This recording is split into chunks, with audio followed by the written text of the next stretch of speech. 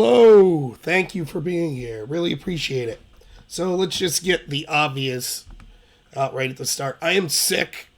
I'm getting better though, but I don't know if you could tell with the debate I had last Friday. I was already getting sick. I did a show with my friend on Saturday. So yeah, nothing serious. I appreciate the well wishes, but I'm sure there's people worse off than me. I'm hardy. I can handle it. I didn't miss work. But yeah, if I sound a little odd, I'm congested. But I'm not going to leave it hold me back. The show must go on. So thank you, everyone, for being here. John, Alan, Iron Crane, Chaz, Lynn. I appreciate it. Everyone else that's here. So yeah, let's get started. I have a lot to talk about today. I thought that I would start with CNN and Rick Wilson. So it was a video I just put out today that I think is worth discussing because there's some updates on it, which I'll get to with Don Lemon. So for those of you who don't know, you should check out the video I did today. It's only like 6 minutes long, and it's about my frustration with CNN and kind of the idea of how these elite establishment class has utter disdain for people that are in flyover country or in rural America or belong to these, quote, identity politics groups that they don't care for. That could be anyone who supported Trump, anyone they see as a white person, anyone they perceive as someone who didn't go out and get educated, anyone they perceive as a man, etc. That's what cultural Marxism and identity politics is about. They don't treat us like individuals that have our own thoughts and our own lived experiences. They treat us like a bunch of groups. So I'm not Rob Noah, the person. I'm Rob Noah. I'm white. I'm male. I'm straight. I'm married, etc. All of that stuff. And then they say, based on your group representation, you're either an oppressor or oppressed. I argue against this cultural Marxism. It's one of my specialties on this show.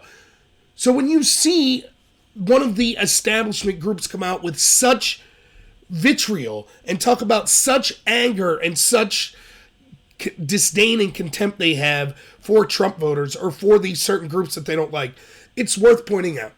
Now, let me say this as a precursor to this, in case I have any people watching that are going to say, oh, Rob can't handle a joke. Oh, Rob's a crybaby and he's going to play the victim when a group that he associates with gets picked on. I don't care if you pick on me, if you pick on the area I come from, that's fine. If it's in the context of a joke, I have no problem. If I don't like the joke, I'll change the channel. I might complain about the joke, but usually not. I don't mind comedy. The thing that's unique in this situation is it's not a joke. This is what these people legitimately feel. So for example, if Dave Chappelle tells a joke about black people or white people, whatever, he's joking. You could see that he's telling some sort of truth through comedy. But if he legitimately hated white or black people and just went on and on about it, then it's no longer comedy that's coming from a good place. Now, does that mean I want it censored? No. Does that mean I'm going to spend the rest of my day saying boycott Dave Chappelle or whoever would do that? No. But the thing that makes it uniquely worse in this situation is this is not only not comedy, but it's coming from people that are arrogant and hypocritical. They're the people who claim over and over again, oh, the other side's causing all this division. Oh, we're these noble, big-hearted people. We love everyone. Remember Pelosi? They can't even say they hate MS-13. Right? What was his name? The scumbag that was the leader of ISIS. The austere scholar, Baghdadi. Remember that? Fidel Castro was a good guy. All this, we don't have hate in our heart for anyone. But then as soon as that thin veneer comes off, you can see who they really have hate for. And this was said all the time. Remember they did this poll where there was a substantial amount of Democrats saying that they would rather live next to an MS-13 neighbor than a Trump supporter? We see this crap all the time. So no, if Chris Rock comes out and says something against a Trump supporter, I don't care. What I care is Don Lemon, the guy who's going to make his bones off of saying, oh, the president and his supporters caused so much division, who's part of this garbage mainstream media lie that's allowing the coup against our country to go on, is pretending that somehow he's above the fray, but haha, Trump supporters are all stupid, 10-tooth racist.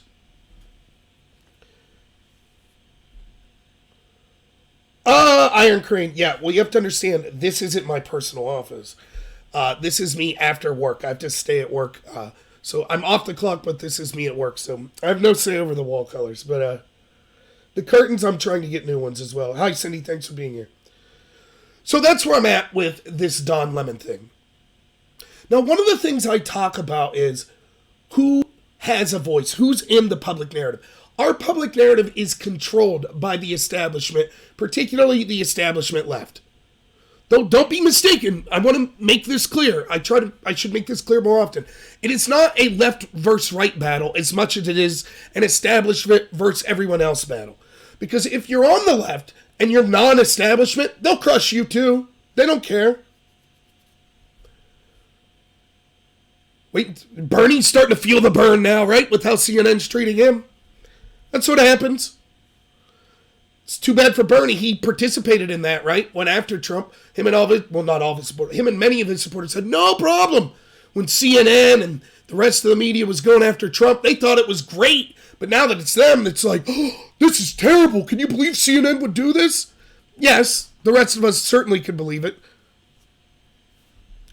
So all these institutions that shape our public narrative, I talk about this all the time. You're probably tired of hearing me talk about it. The mainstream media, academia, the entertainment industry, Silicon Valley. Not many people talk about this. They control the public narrative. Even if you say, well, look, there are people out there that don't fall in this category. Like someone I don't mind so much is Greg Gutfeld on The Five. Gutfeld talks about it all the time.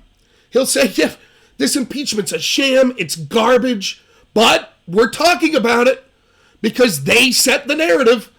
The establishment left are the people, the establishment Democrat, I should say, are the people that set the narrative. They control all of the cultural institutions of power, the ones I just listed. This is what makes it uniquely dangerous. I say this all the time. Say that you're just an average run-of-the-mill rural American conservative, or whatever. You don't even have to be rural American. Heck, you kind of don't even have to be conservative. You're just someone who doesn't fit into this establishment Democrat worldview. Where's your voice? You probably work a 9 to 5. Like the people I love in my life, the people that actually make this country successful, so scumbags like Rick Wilson and Don Lemon could be propagandists and make millions of dollars. You know, the truck drivers, the welders, the people in the service industry, the carpenters, the farmers. Those are the people I grew up with, the veterans, that we owe our freedom and we owe our livelihoods to. That's the people I represent. That's the people I respect, the normal Americans that make things run. That's why my show's called what it is. Plus, Nor's a pun on, my last name. But Don Lemon and Rick Wilson get to sit in their cushy chairs. They're not doing anything that helps anyone. They're propagandists. That's it. They're not helping the average American at all. They're not helping the people they claim to want to help, poor people, regular people. They're working with the powerful to withhold the truth. That's what they do. And they're able to do it because of how great our country is. Because people are out there doing the real jobs so they don't have to worry about getting food or putting a roof over their heads. So you get home from work, you're working a 9 to 5. You turn on the news. It's all the establishment left, right? All establishment Democrats. Trump's bad, Trump's a Russian, Russians under every bed. If you don't like their wars, if you don't want to go to war with Russia, you're a bad person. If you want to protect the border, you're a racist, blah, blah, blah, blah, blah. So you get tired of it. You know what? I'll turn on some late night comedy. And it's all anti-Trump supporter. The entire thing. Trump's bad. If you support him, you're a racist, blah, blah, blah, blah, blah. So you say, you know what? Maybe I'll just turn on a sporting event. I'll turn on an NBA game. China's great when they're abusing people in Hong Kong, but our country's racist. Trump's bad. Guns are bad. Well, geez, you know what? I can't handle this. I'll just turn on a movie. I'm watching the new Marvel movie. Everyone in it thinks it's putting out PSAs every day about Trump being evil. The plots are all, being turned into whatever kind of social justice garbage they want. Well, I got to get to bed early because I'm taking, classes on the weekend. You go to your university, all the same. Establishment Democrat garbage. Trump's bad. You're a racist if you disagree. You need to be silenced. Your opinion's evil. You're a Nazi. Well, you know what? Fine. I'll just go on Facebook and post my frustration. Sorry, you're going to get censored there too because all those neat social media companies you use, Twitter, YouTube, Facebook, they're all shadow banning and censoring conservatives as well. What happens when you push a group of people so far where they can't have a voice? And that's what they're counting on. They want to foment extremism. They want to push you into a reaction. They want you to say, I can't take this anymore. I'm here. Part of my goal is to make sure that we show we could do this in a civil, we could do this in an intellectual, in a fun, in a way where we show by our actions that we are the people that judge people by the content of their character. We are the people that are loving and decent people. We're not the scumbags telling everyone we disagree with, you can't read a map, you don't know how to read, you only have 10 teeth. That's them. I've talked about this before. Go back and look at that video of Yale, like 2015. Here's the background story for this. There was a Yale professor, and her husband was a professor, somehow an administrator or something at the university. And this professor wrote, hey, maybe we should kind of lay off people with Halloween costumes. Yeah, it's not a big deal. All this cultural appropriation stuff. We shouldn't cancel people for that. And so basically the students went nuts on this woman and her husband. And there was this viral video where her husband's talking to a group of students that surrounded him. And this girl, who's a student, is flipping out. This is my home. You can't have people dressed as racist here. You need to leave. I don't feel safe. I use this because it's the most ridiculous example, but it's also the most on-point example. And I got this from Jordan Peterson and other people like Eric Weinstein and Brett Weinstein. These people, the elite, right? There's certain... When you get down to the cultural Marxism separating us by identities, right? The truth is, all of these groups are talking about, whether it be based on race, white versus other colors, whether it be based on gender, male or female, etc. All of those groups, the dirty secret that they won't tell you is, it's not as simple as one group's oppressor and the other group's oppressed. The truth is that all of those groups are simultaneously oppressors and oppressed. And, along with that, there are advantages, depending on your situation, of being in any of those groups. So, undoubtedly, it seems like it's advantageous to be extremely wealthy. It seems like you would be privileged to be in a position where you're attending Yale University. If you are alive right now and you're attending Yale University, you are amongst the 1% of all humans that have ever lived. Period. But that's not enough. They get all the privilege that comes with that, but there's something you have that they want. And you know what that is? It's the ability to gripe. It's the ability to say, hey, we're not part of that 1%. We have our own identity. They want that too. They need to be the most privileged and the most victimized at the same time. Want further proof? Look at Elizabeth Warren's campaign. Clearly one of the most privileged women ever in existence. Yet every story she tells is a lie about her being a victim. She was fired for being pregnant. That was a lie. She's part Native American. That was a lie. Why does she tell these stories? Because she desperately craves that victimhood. Victimhood is a huge currency in our culture. Now, most of the people I know that aren't wealthy, that aren't at Yale, that are poor, that are working 9 to 5s, having trouble paying their mortgage, guess what? They don't want to be called victims. We don't want that crap. But that's where they're at. That's where Rick Wilson's at. That's where Don Lemon's at. They want to have the ability to say, oh my God, Donald Trump says mean things. Did you ever see Don Lemon? I get emotional. Donald Trump, what he's doing to this country, he's causing division in this country. I'm sorry. Oh, what's that? All Trump supporters are 10-tooth racists that can't read?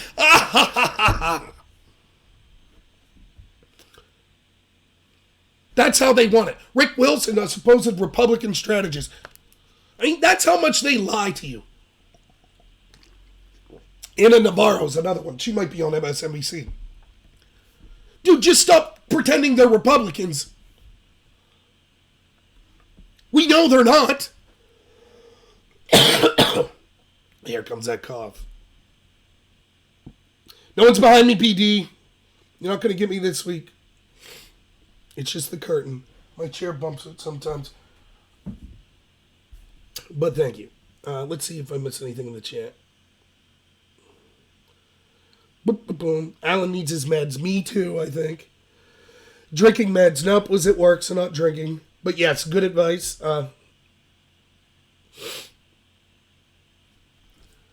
So, I'm going to play you a clip from my YouTube video, Tim. And it's not going to be me, though.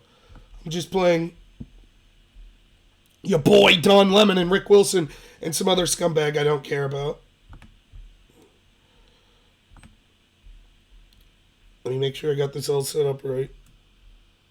Desktop audio on. All right. Away we go. So you can hear what Don Lemon and Rick Wilson said themselves. He knows that this is, an administration defined by ignorance of the world. And so that's partly him playing to their base and playing to their audience, the credulous boomer Rube demo that backs Donald Trump, that wants to think that Donald Trump's a smart one and y'all elitists are dumb. You elitists with your geography and your maps and your spelling, even though my your math and your reading. Yeah, you're reading, your geography, knowing other countries, sipping your latte. All those lines on the map. Only them elitists know where Ukraine is. Sorry, I apologize. But Ukraine? Oh my God! But you know what?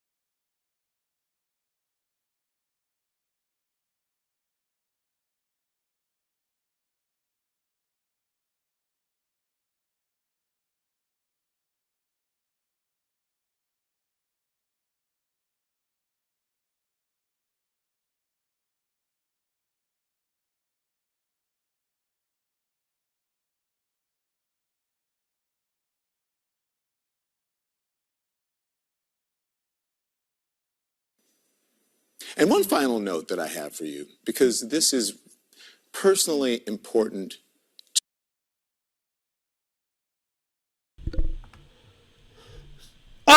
Yeah, so I just realized I bumped my cough button on my mic. Let me rehash. You can tell I was a little animated there, right?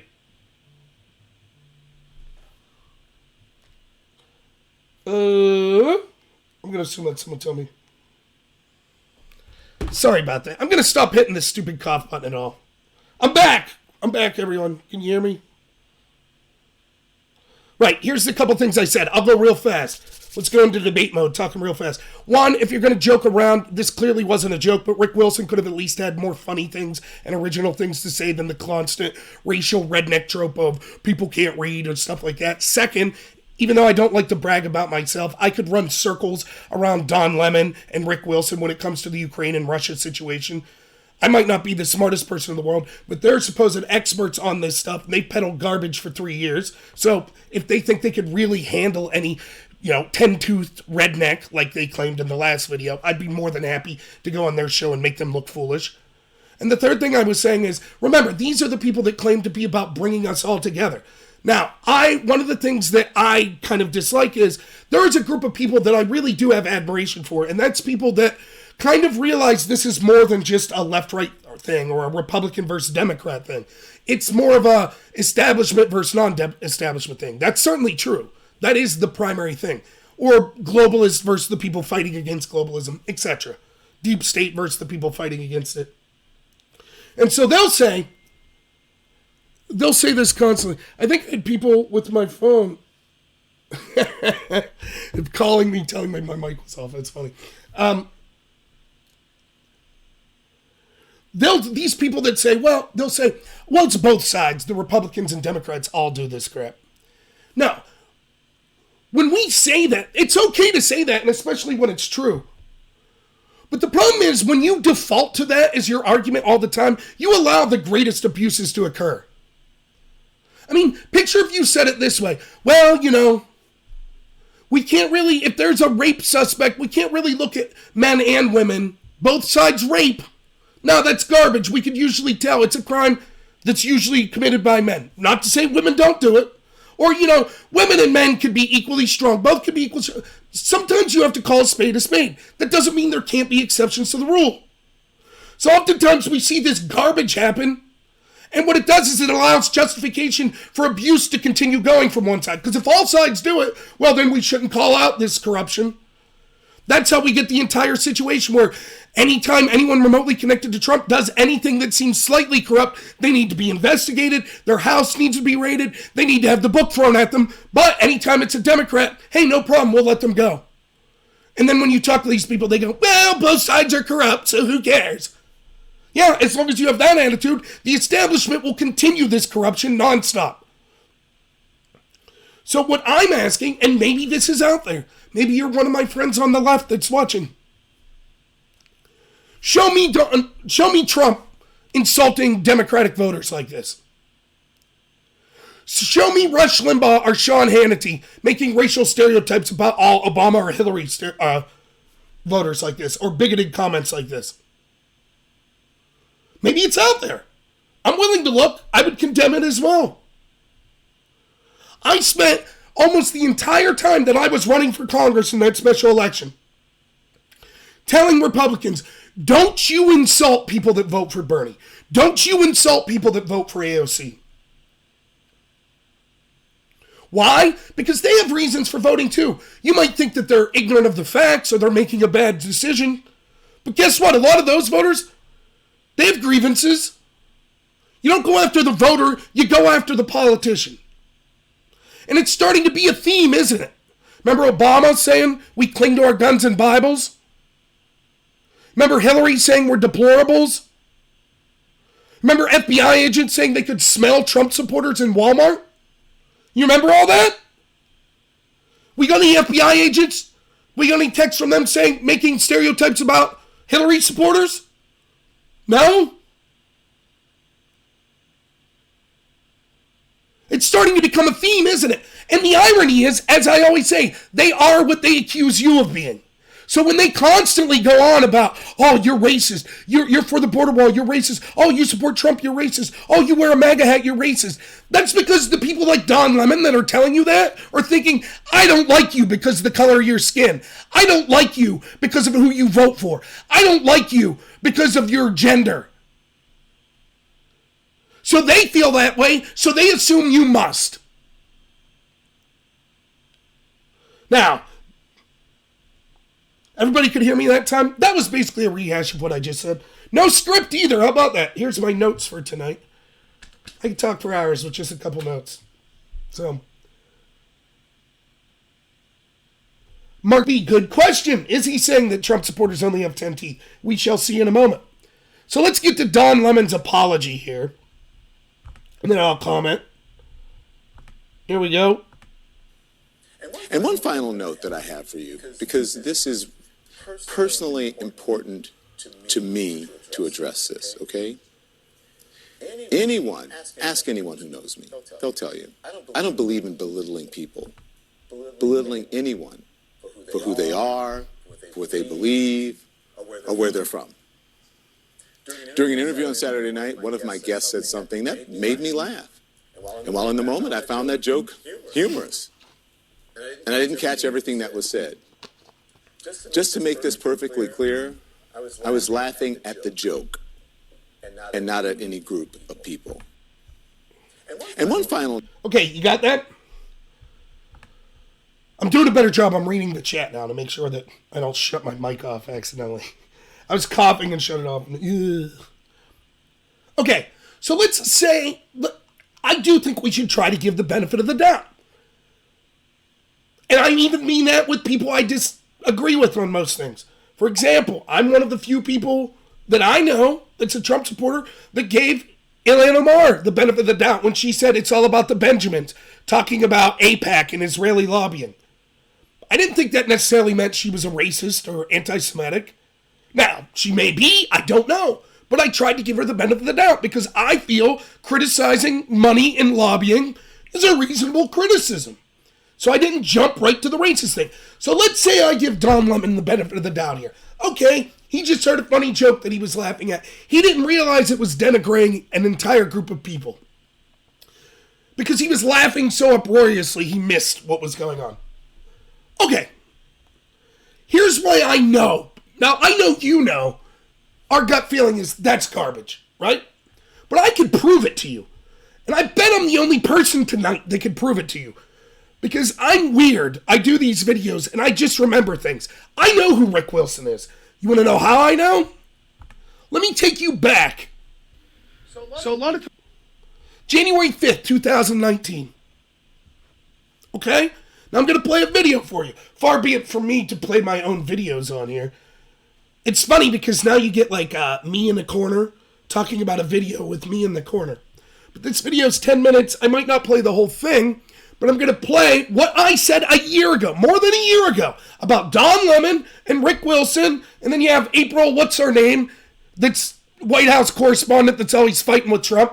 These are the people talking about how divisive Trump are. Let's see what they had to say a year ago and what my comments were on it. So please let me know in the chat if the audio from this video is showing up. But here we go. Sometimes you hear people make this claim that, oh, a lot of times what people are criticizing in other people's are actually projecting on themselves. And I definitely think that's true when it comes to a lot of the establishment elite type people and their claims of everyone being racist and bigoted. It seems to me like for a very long time that these people kind of have this seething dislike of people in flyover country, basically rural areas, rural white people in particular. And they think that they're scummy, they think that they're terrible people that are dumb, and I think that's a lot of what their perception is. And it's carefully hidden under a veneer, but sometimes you could start to see cracks in that veneer, like when we saw Hillary Clinton talk about deplorables that were Trump voters, and when we saw Peter Strzok, the FBI agent, saying he could smell Trump supporters in Walmart and things like that. So every once in a while you could see on places like the mainstream media where that veneer cracks and you start to see some of this bigotry come through. Here we have a so-called Republican strategist named Rick Wilson, who's really just an anti-Trumper that people like CNN like to come on so they can say, oh, see, Republicans don't like Trump either. And he's going to say some of the like vile vilest, bigoted things you could think about Trump supporters, calling them racist, making fun of their teeth, calling them 10-tooth, because that's like a racial stereotype of rednecks, like they're all missing teeth. And it's really terrible. So it's not just what he's saying, though. It's what CNN, the panel's reaction to it is that I find most interesting. So let's start and hear the guy's comments to begin with. So is she right, Rick, about the president's motives here? This wall is just to keep his base's attention off everything else? Don, the wall has always been a con for Donald Trump's credulous, rube, 10-tooth base. The wall has always been a scam. So, see how he says, like, he wants to insult them as stupid, they're 10-tooth. Only a moron would believe in the wall. Like, that's not, it's one thing if you want to make fun of Trump and call him a racist or say that he's 10-tooth, make fun of his appearance, but once you start making fun of a group of supporters, that's an entirely different ballgame. You wouldn't, like, I'm not saying, and it happens often, like, we see this, like, you don't really see it the other way as much. I don't see a lot of Republican people in the media or Republican politicians coming out and saying all Democrat supporters and start making racial stereotypes about them. In fact, I think the media would go absolutely nuts at that end, but let's leave this gentleman finish. It has always been a lie. Nothing about the wall has ever been real, and Donald Trump knows it. He is a guy who has a long history in his career as being a con man. He is conning these people who believe he's going to build a 2,000-mile, 30-foot-high concrete wall with laser moats and alligators in it. See, no one's suggesting that. He knows that's a straw man. If you were an objective journalist, you'd be like, no. That's not what they're suggesting. No one's suggesting laser moats with alligators. It's clearly hyperbole. People are suggesting a wall, and you might disagree with it, but that's not a reason to make it sound like anyone who would agree with it's an idiot or toothless or something like that. Just crazy, it always has been. And yet they suspend their disbelief because they believe so strongly in Donald Trump. And this is, like I said, it's always been a con. It's always been a scam. It's an insult to their intelligence, but obviously it seems to work with his base because they believe it over and over again that nothing will stop the brown horde except the wall. And there you have it. If you're a Trump supporter, you're a racist. If you support the wall, it's because you're a racist. You're afraid of brown people. You think they're a horde and they're coming to get you. Absolutely ridiculous. And you could see that this is the tool of someone who is a bigoted racist that would accuse others of bigoted racism. He's sitting there, he just uses like racial stereotypes saying that they're 10-toothed, how stupid they are and things like that. The 10-tooth thing, obviously a reference to how all these people in flyover country, you're a Trump supporter, you must be a toothless redneck. Like, it's okay. That racial stereotype's okay for him. And then he goes on to accuse those people of the very thing he's doing of racism. Now, as bad as that is, this guy's obviously totally, like, who cares? He's one person, right? But one, he's one person that's been giving a platform. But the important thing to me is you expect Don Lemon, who claims to be an objective journalist, and the rest of the people on the panel. The third person from the left, I forget her name, but she's actually a member of the White House press poll. So she's a journalist. She's not a pundit. You would expect him to be like, whoa. You just called everyone who supports this policy of a wall, or everyone who supports Donald Trump, as 10-tooth, as racist, as stupid. Like, that's a bridge too far. That's what you would expect objective people to say. So surely they'll be outraged by this, and they'll say, look, that type of behavior is not appropriate on CNN. You shouldn't be insulting entire swaths of people like that. Let's see what they have to say. Yeah, well, and the whole Game of Thrones thing, the wall didn't work in Game of Thrones. Shouldn't he know that? Walls with the impaling spikes. With the impaling spikes.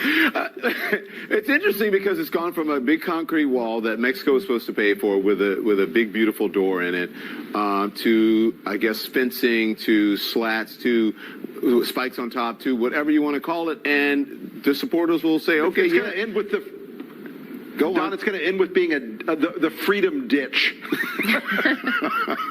All right.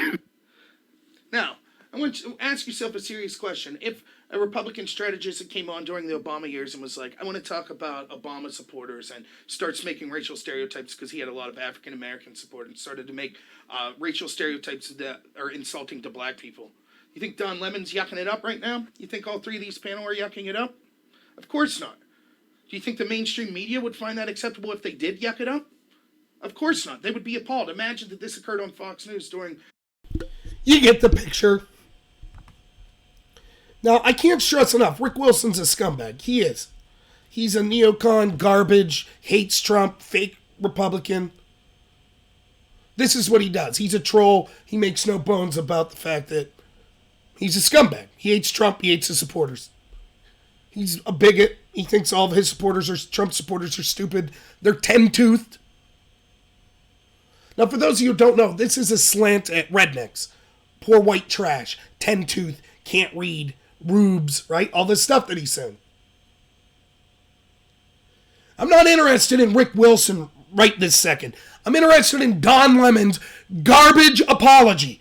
Oh, I don't insult groups of people. I was laughing and didn't hear him insulting groups of people. Then what were you doing on January 4th, 2019 with the same guy? When he was making racial comments about all Trump supporters, saying that they were all racist. They all hated the brown horde. They're all 10-tooth and can't read. Did Don Lemon take that opportunity to say, wait, that's a bit much. No, he said, oh, it's like Game of Thrones. Oh, they'll call it the Freedom Ditch. And April Ryan laughed, and Rick Wilson laughed, and Don Lemon laughed.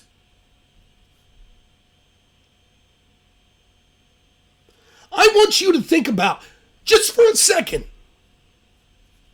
if Sean Hannity had a panel on and he was like, oh, all these Obama supporters, and started making black racial stereotypes. Oh, they're just a bunch of inner city thugs and, gangsters, blah, blah, blah. I'm not going to belittle people by making the racial stereotypes, but you know what I'm saying.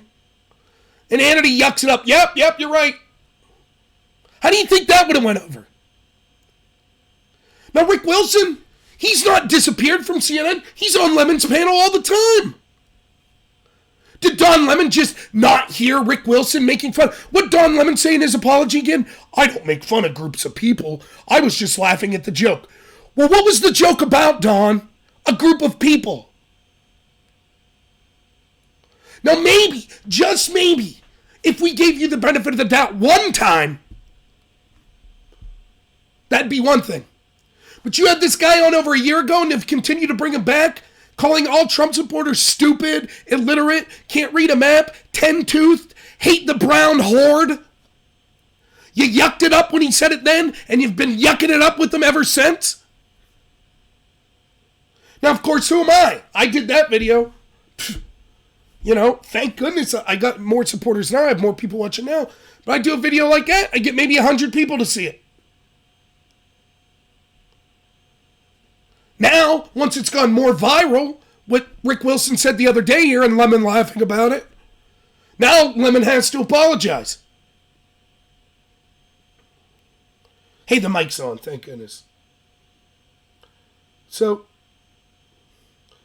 Barry says, all right, well, let's start with watching trains go by. They talk more racist BS and accusing us than anyone ever else does. I know actual racists, black, white, Muslim, that don't talk this sick in public. Exactly. They feel like they have this thin veneer. They get away with it because there's never any repercussions whatsoever. At all. I don't want Don Lemon fired, by the way. I don't want his free speech curbed. In fact, I'm very happy that he could be publicly acknowledged what a bigot he is. I'm fine for that. Great.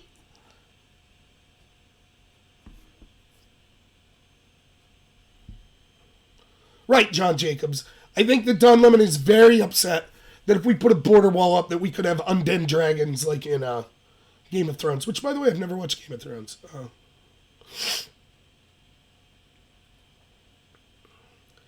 Hi, Michelle. Hi, Dean. Everyone that's here that I haven't said hi. 3%er, thank you. Right, the same party that founded the KKK and engages in identity politics, the real racist policy. Now listen, does that mean all my friends that are Democrats are racist? No. Not at all. Does that mean everyone who votes for Bernie Sanders is a racist? No, that's not what I'm saying. I think they're choosing poorly. But one, it's ethically, I'm no better than them if I say, oh, every one of, their voters are racist. That's exactly the disdain they have for us. But second, strategically, think of this.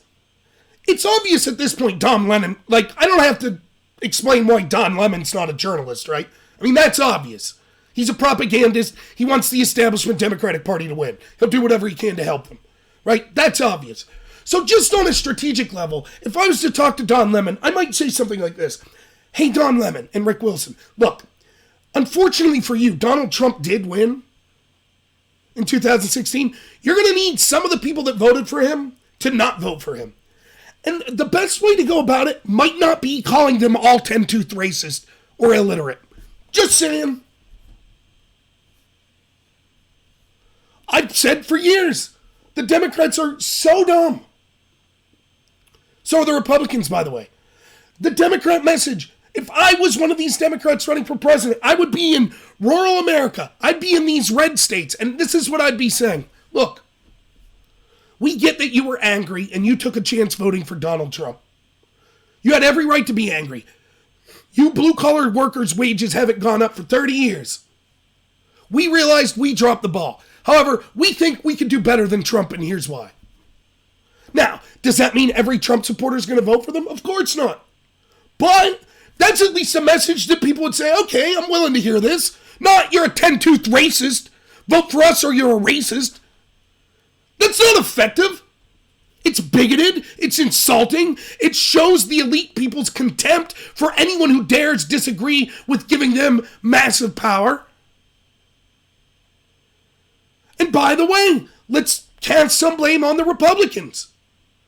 The Republicans just give up on certain communities as well.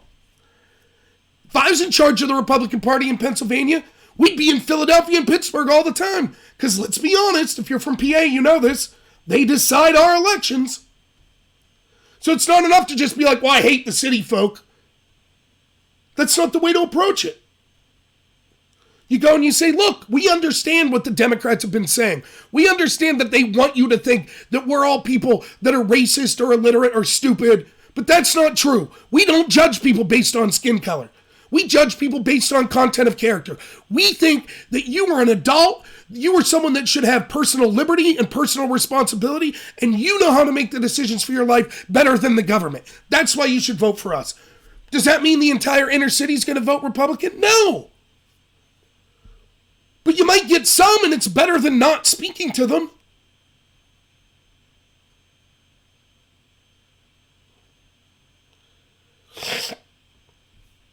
Right, the Democrats won't do that. The ones that control the party, because they're not going to admit fault, just like they can't admit fault for losing the 2016 election.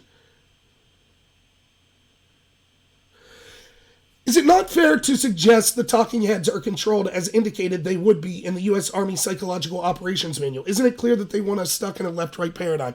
Yeah, I mean, that is true. But I don't even think it's the left-right paradigm at this. I mean, they are pushing that. But don't you see so-called right-wingers on Fox that are pushing the anti-Trump garbage as well? Chris Wallace or Judge Napolitano. Remember Judge Napolitano. Remember this. Don't forget this. Judge Napolitano was a voracious Trump defender. He was defending this coup that was going against Trump. You remember this? He was one of the first people that came out against these FISA warrants. He broke a story. I watched it on Fox News. Napolitano. I don't have TV. I rarely watch Fox News. Somehow I saw this clip on YouTube. Napolitano was coming out saying, I have inside information from sources that show that the Obama administration and his intel agencies were working in conjunction with United Kingdom authorities in efforts to get information about Trump's team. And the UK has begged Trump not to release the documents, the FISA warrants and such, because it would show the UK in a bad light with cooperating against Trump. Remember that? Napolitano said that. Now that's true. We know that's true. That's what's came out. What happened to Napolitano? He got suspended by Fox News. Remember this? He was off the air for like a month. Then all of a sudden he came back on, and now he's loved by the left. Oh, he's one of the best anti-Trump people. He thinks it's clear Trump should be impeached. This is a judge, a constitutional scholar. What happened? What dirt do they have on Napolitano?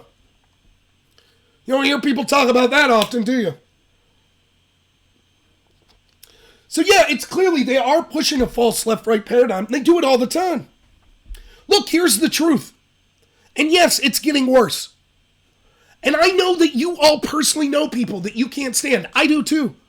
Because you're a Trump supporter. Or maybe if you're one of my friends here that aren't a Trump supporter, you know some Trump supporter that's just like, you don't support Trump, you're anti-American, I hate you, you have to support Trump. There are some, I'm biased, I admit it. I think that comes more from the anti-Trump crowd. But yes, that could come from the Trump crowd as well. Here's the dirty secret. Most of us want the same thing. Most people want a country, a world, in fact, but we'll just say country, where there's no starvation or disease and people aren't homeless. And everybody has a good job, and everybody has food to eat, and a roof over their head, right? How do we get there? That's where most of the disagreement. Now, yes, there are bad people that don't want that. They're just corrupt and greedy, and they want power for themselves. But most average people,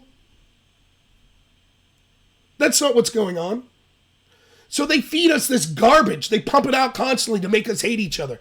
They're telling the black community. I mean, think about this. If you grew up in the inner city black community, right?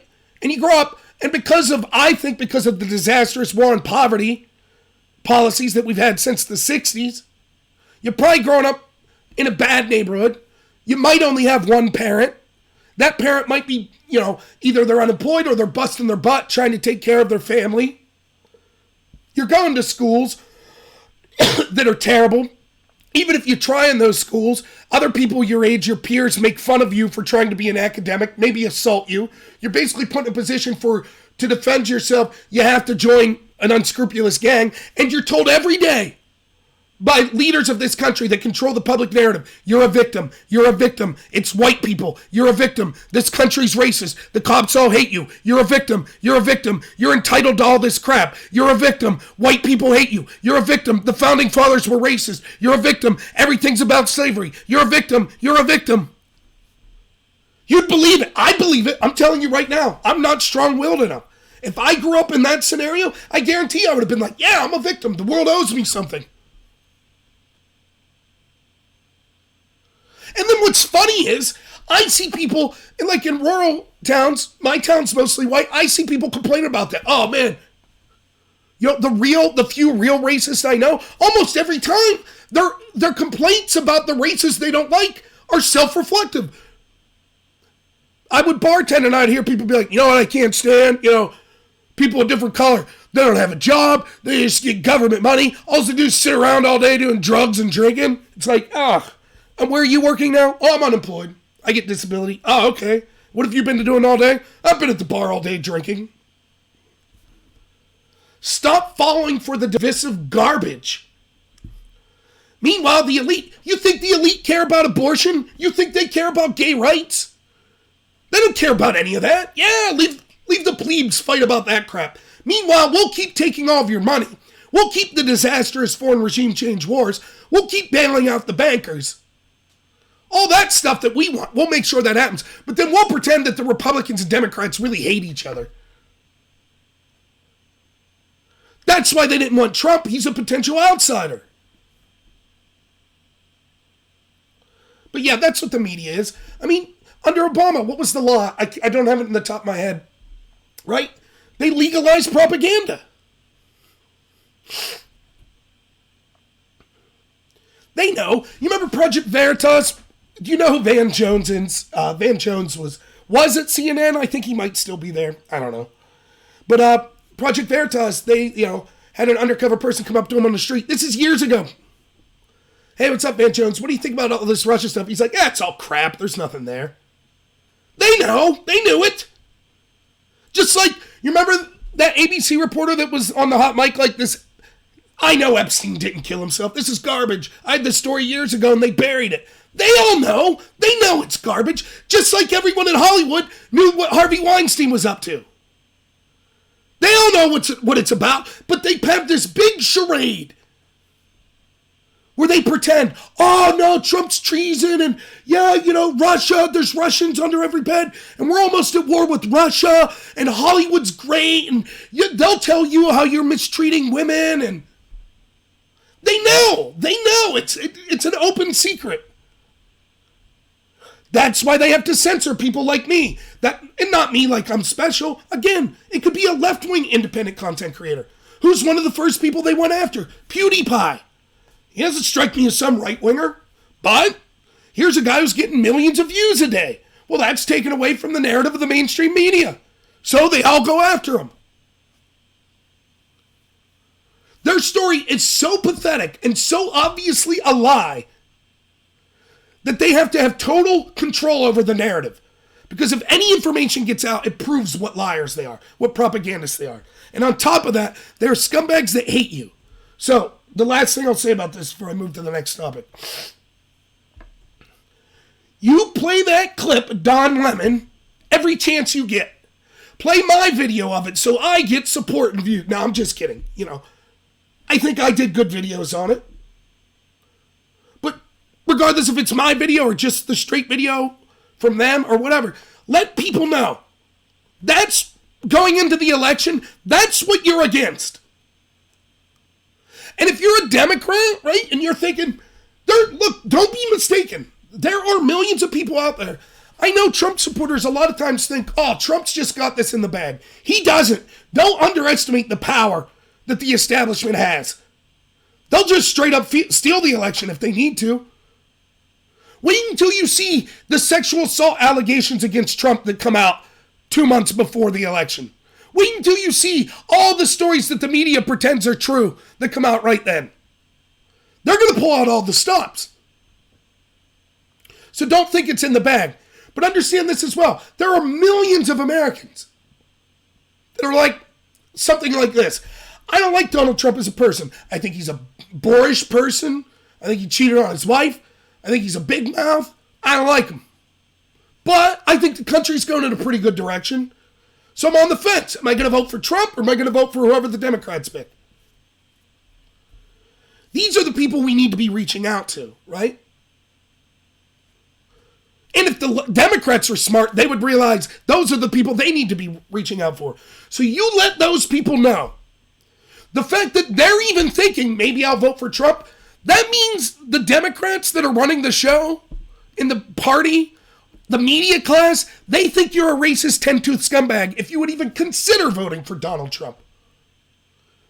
Show them that video. Here's another video to show them. You remember when the noble SJWs, that great noble organization Antifa that the media pushed for how many years now?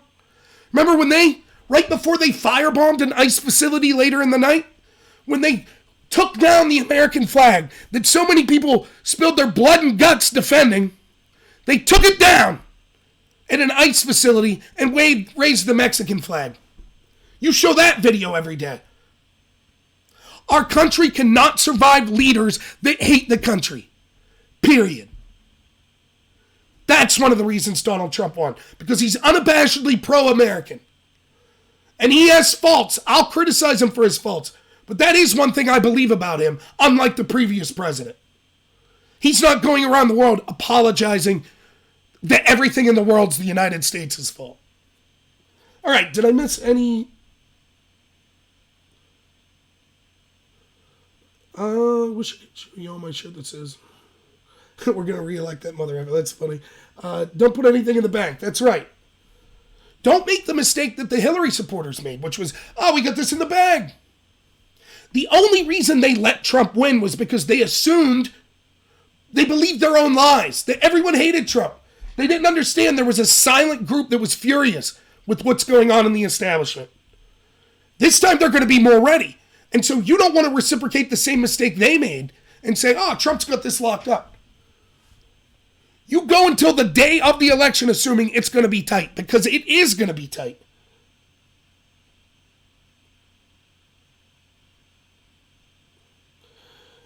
Dean. Yeah, it'll come 2 months before. We'll see how effective it is. Hopefully you'll have people like me out here saying, and look, here's another reason to believe me. One, don't just believe me. Double check anything I or anyone else says. But I could post you link after link, like, for example, the sexual assault allegations or the scurrilous allegations that will come out against Trump or who knows who else. Because now, as bad as it used to be like that, now after Kavanaugh, that's the playbook. Don't be mistaken. So the criticism against me is going to be like, of course you're defending Kavanaugh. Of course you're defending Trump. I defended Al Franken. I defended Bob Menendez. I defended Keith Ellison. I've been very consistent in the Me Too crap. I even defend Bill Clinton.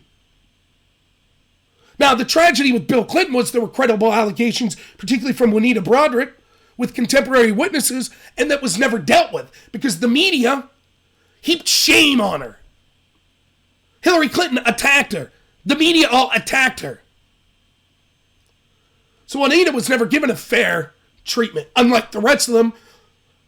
Look at how Juanita Broaddrick got treated compared to Christine Blasey Ford. So, see, I knew it. I'm going to start losing subscribers because the crappy curtains and wall color here. Ooh. All right, next category here. Let's talk about everybody's favorite socialist, Bernie Sanders, and the Gulags, right? I promised everyone the good stuff. So Veritas has released their fourth video with a fourth person who's admitting, yes, our campaign attracts anarchists and communists, and this guy's again going on about the Gulags weren't that bad, the Kulaks didn't have it that bad. Now you go back when Veritas released their first video, what was it, 2-3 weeks ago? Check it out. How did I start my video? What did I say? I said, I do not blame Bernie Sanders. He doesn't know everyone that's working on his campaign. So yes, almost all campaigns could get 1 or 2 nuts, or 3, or 4. Okay, we're up to 4. But here's where Bernie deserves some criticism. Has he publicly came out and spoke against any of this? Has the media asked him to? Now listen, Bernie supporters out there, I guarantee you, do you see how unfair the treatment of Bernie was with Elizabeth Warren's BS claim that Bernie said a woman can't win the election? Oh my God, I'm so sick I can barely do my Bernie impression. Yeah, right, John Jacobs, living wage in the gulag. Bread lines are good, ask Bernie.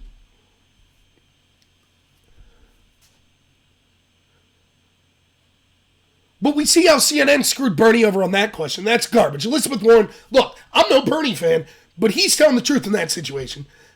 Elizabeth Warren is one of the biggest liars in D.C. She will say anything to get elected. She will totally, if the pollsters told her, hey, tomorrow wake up and be totally opposite every position you were today, she'd do it without batting an eye. She doesn't care. She'll make up things. She'll pretend that she didn't know the mic was on when she confronted Bernie after. She'll work with CNN to smear him. I've told my friends that are progressives, they were like, oh, I don't know, Warren seems like a better version of Bernie. I said, look, I don't like Bernie. But if you're really a progressive, you're making a mistake backing Elizabeth Warren. I told them this. I'm on the record. I said it on live streams. I said she's fake. Elizabeth Warren is the establishment Democrats saw the pressure they got from Bernie. They saw how popular Bernie was with a certain section. And so they said, we need to bring that section into our establishment party. So we'll get someone that we know we could trust to be a corporatist. We know we could trust when push comes to shove to listen to anything we say. But on paper, she looks like she's Bernie. That's Elizabeth Warren. And she's proven that. And now you have Bernie fans. Just today I read an article. Bernie fans are upset about who's being appointed to run the convention for the DNC. Hey, sorry, Bernie fans. Maybe you shouldn't have cheered for that corrupt establishment when they were going after Trump for 3 years. You had no problem being part of it, did you? None at all. Neither did Bernie. Now all of a sudden, once just 1/1,000,000th of what was directed at Trump is directed at Bernie, now all of a sudden you're outraged. Yeah, it sucks, doesn't it? Now, hey, I'm not going to throw you under the bus, though. I'll continue to call a spade a spade. I'll stick up for Bernie when I think he deserves it. Even though I think he'd be a terrible president. Even though I think he's a hypocrite. But I defended Bernie. But what I want to say to you Bernie supporters right here is, you saw how CNN went after you for that Warren thing? Mark my words. You're comfortable right now with CNN and all the media not asking Bernie about his extremist supporters that we keep seeing. But if he comes close, if we go further along after Iowa and he's the front runner, all of a sudden you'll start to see the New York Times. Mark it. What's today's date? Midnight. Just turned to the 29th. Mark it right here. You heard it first. As soon as Bernie starts to do better, if he starts to do better, you're going to see the New York Times, the Washington Post, and other places start to write articles about radical Bernie supporters. Then he'll have to answer. He'll have to answer when people like me are like, hey, Bernie, could you please tell your supporters that gulags aren't a good thing? Is that possible? Nope. And I've showed you the hypocrisy of Bernie. Let's just run through it real quick. Gifford gets shot. Congressman Gifford gets shot. Bernie and the Democrats blame who? Sarah Palin. Because Sarah Palin in Arizona had put a magazine out with a target, a bullseye, or it looked like a scope target, over the district that Gifford was in, saying we need to target this district to flip it Republican. But they blamed Republicans. Bernie fundraised off it. He sent out fundraisers that said, is it even safe for Democrats to walk the streets after this Republican rhetoric in Arizona? That's what he said. It was the Republican rhetoric. That was the problem. Then fast forward. We have a Bernie supporter. Shoots up a Republican ball field. Did Bernie say Democrat rhetoric caused this? It was my rhetoric that caused it? No, he said all violence is bad. And Nancy Pelosi and the Democrats flipped out when they were asked, do you think that your rhetoric had something to do with this? Of course not. In fact, they still blame Trump. Then Charlottesville happened. Did Bernie say, well, just like I said, all sides need to tone down the violence? Trump said the same thing, so, I agree with him. Nope. He said, Trump needs to call it right-wing violence. Now we got Bernie supporters. Oh, gulags. Oh, red lines. Living wage in the gulags. Re-education for Trump supporters. Just for a second, think. If 4 people that were working on Trump's campaign came out in undercover videos, you heard them saying, we need to lock up everyone who supports our opponents. 4 people. Do you really think the media wouldn't be questioning that? Wouldn't be demanding a statement for Trump? Heck, I'm one who thinks it's ridiculous all the times the media demands statements. But at that point, 4 people working on your campaign have said things like that. I guess I'd kind of be interested in hearing a statement. And here's the other problem. Not only is Bernie not giving it, how hard would it be?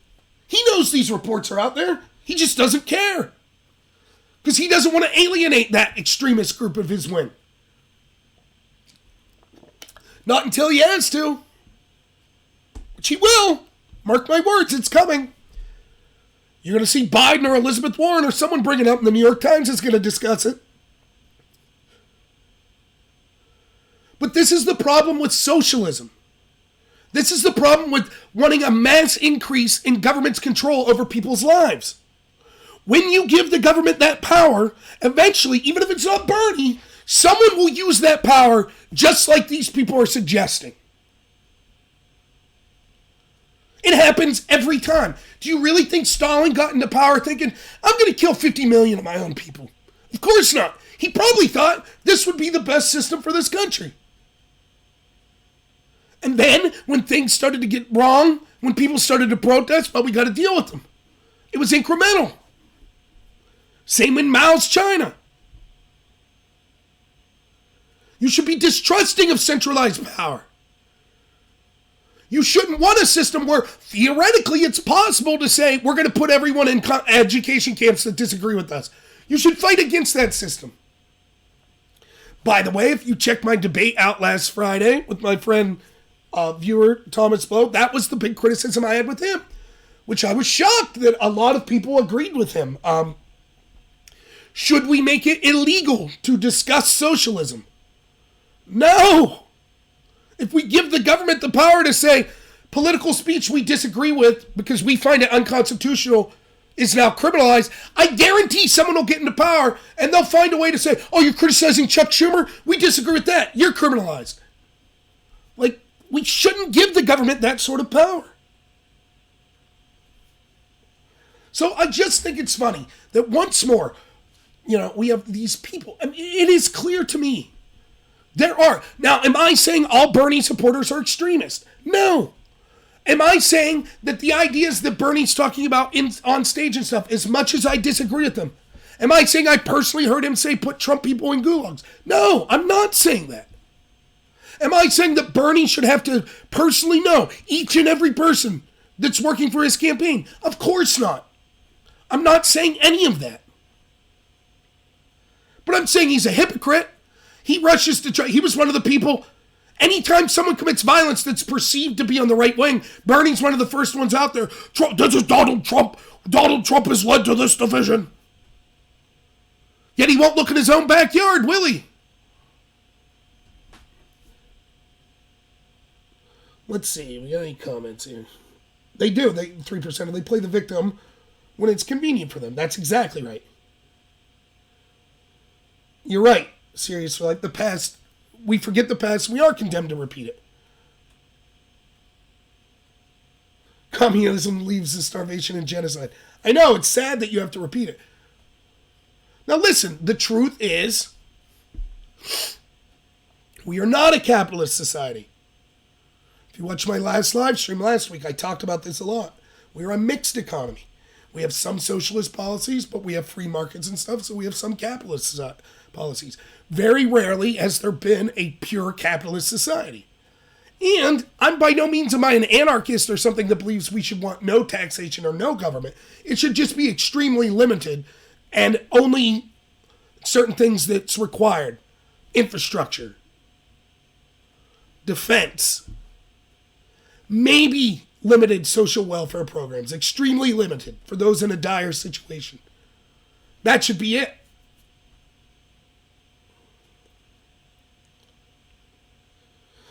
John Jacobs says, Bernie was a protester out of college, became a mayor, then a senator, and has never had a civilian job in his life. He makes about $175,000 a year. Yeah, and if you watched my live stream here last week, I was talking about Elizabeth Warren, right? That man that comes up to Elizabeth Warren, and he says, hey, I have a daughter, and she went to college, and I did the right thing, and I worked really hard and paid for her college.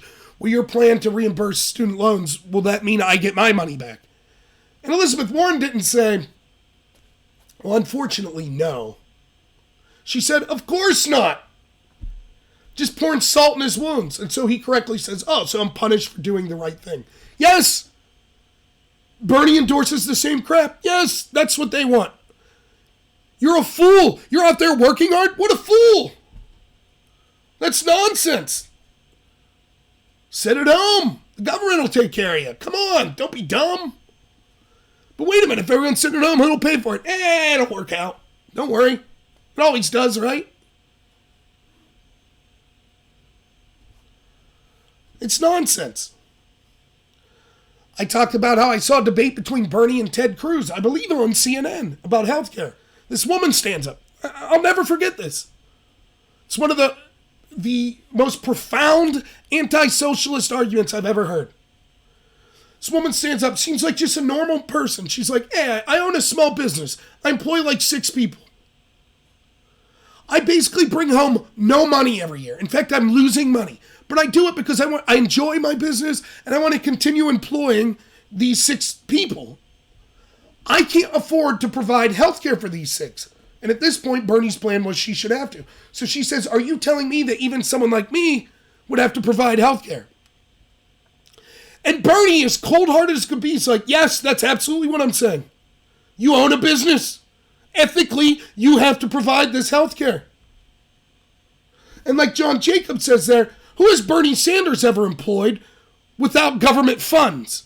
Or, I'm sorry, there are no such thing as government funds, without me and your tax dollars. It's easy to be a great moralist when you're pointing the finger at other people. I saw Bernie Sanders' taxes. He took every deduction he could. He's got a second lake house. He drives a sports car. Where's him providing money? No. It's the poor woman who actually built a business, who's barely making money, that actually employs people through her own sweat and labor. She's the bad guy.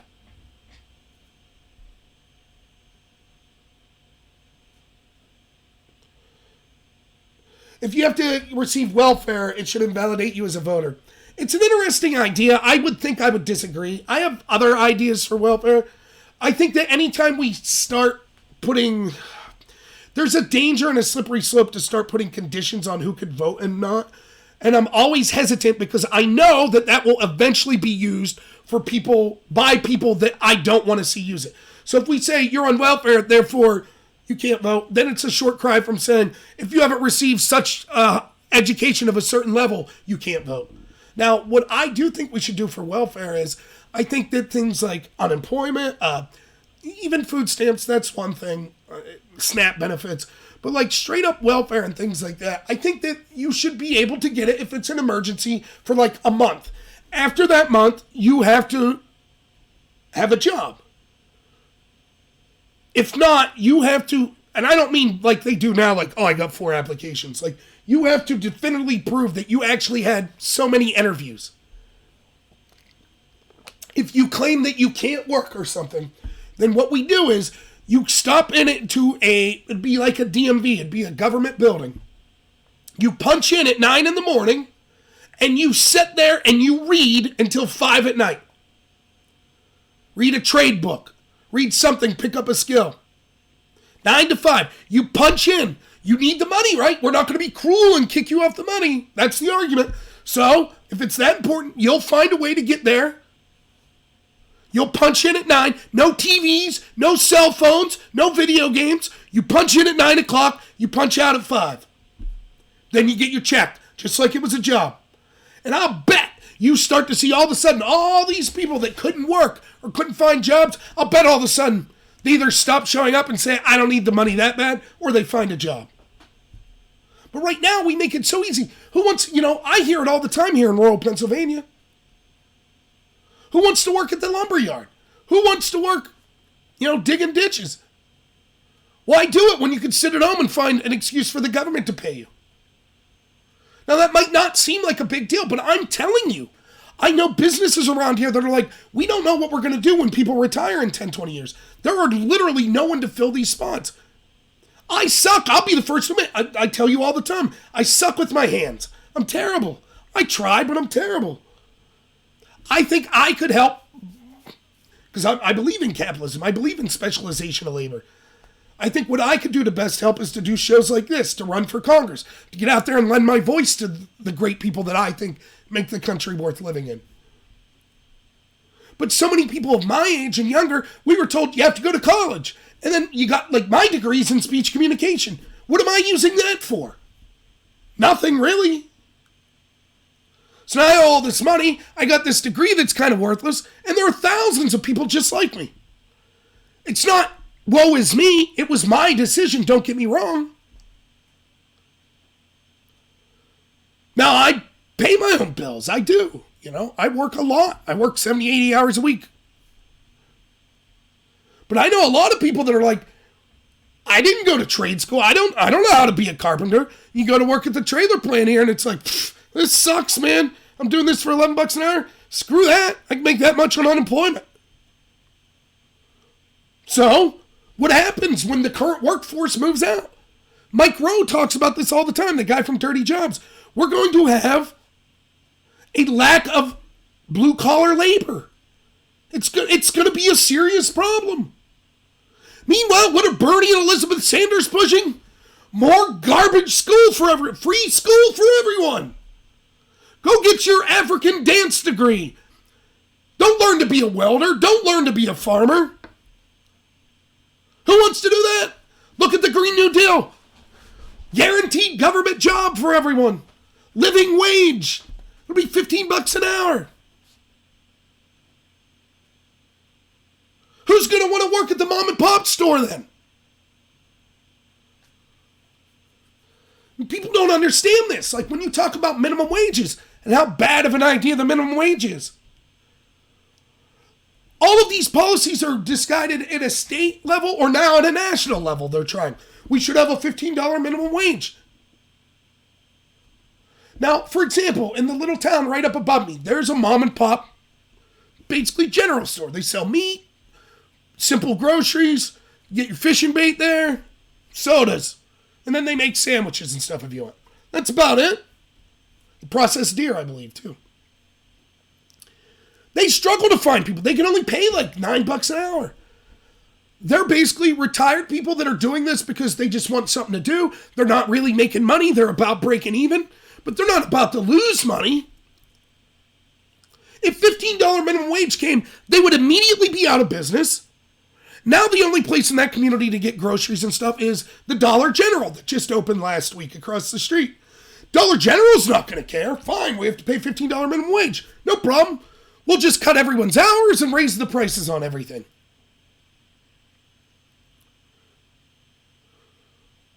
It's nothing around here to pay $300 for rent for an apartment. The cost of living's way cheaper. Everyone's making way less money. If you just say, well, in Portland, Oregon, a single mother needs to make $20 an hour working at McDonald's, so that should be minimum wage. You devastate every independent mom and pop store in an area like I live. But that's the problem with big government. The further you get out when you want these grand socialist policies, even if you're well-intended, what you don't realize is they don't work in hyper-specific situations. And eventually, they end up screwing over the very people that you claimed to be helping. Thank you, Modus. I am a fantastic communicator. I'm better when I'm not half sick. I don't know if I'm better than that guy that was on the screen earlier talking about Don Lemon, though. He was pretty good. Yeah, did the video stop for anyone else? It says it's good on my end. Yeah, Duke Crow. The dollar store is now the $7 store. Agreed. So, Preacher, thanks for being on here. Preacher emailed me some good stuff. Some gun rights stuff that I'm going to be doing more on. So thank you for that, Preacher. All right, so that's Bernie and the Gulags.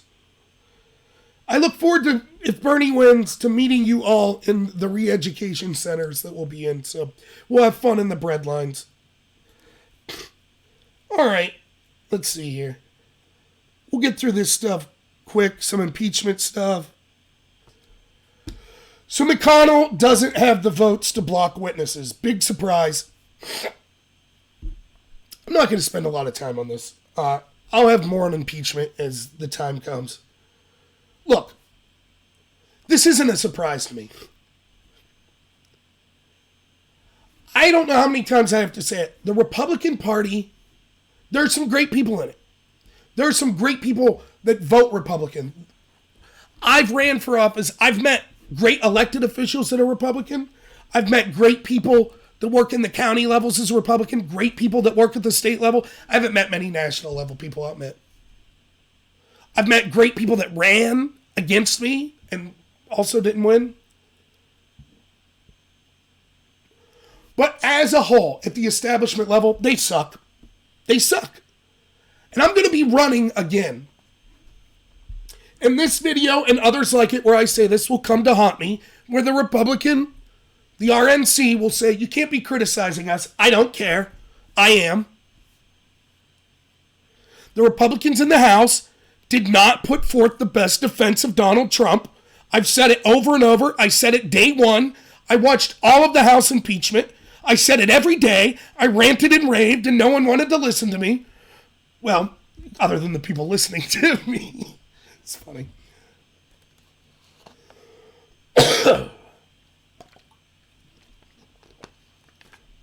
The best defense wasn't, it's not a quid pro quo. It may not have been a quid pro quo. You can make that argument. The best defense was Trump had every right to withhold aid to make sure he, one, wasn't sending it to a country that interfered in the 2016 election, which they did. We know Ukraine did. And two, to make sure that the previous administration, the Obama-Biden administration, didn't corruptly withhold funds until a prosecutor that was looking into one of their family members' business was fired, which clearly also happened. That's the story that should have been told to the American people from day one. Instead, they let Jake Tapper and Anderson Cooper and Adam Schiff and the rest of these clowns say, oh, it's all been debunked. It's all been debunked.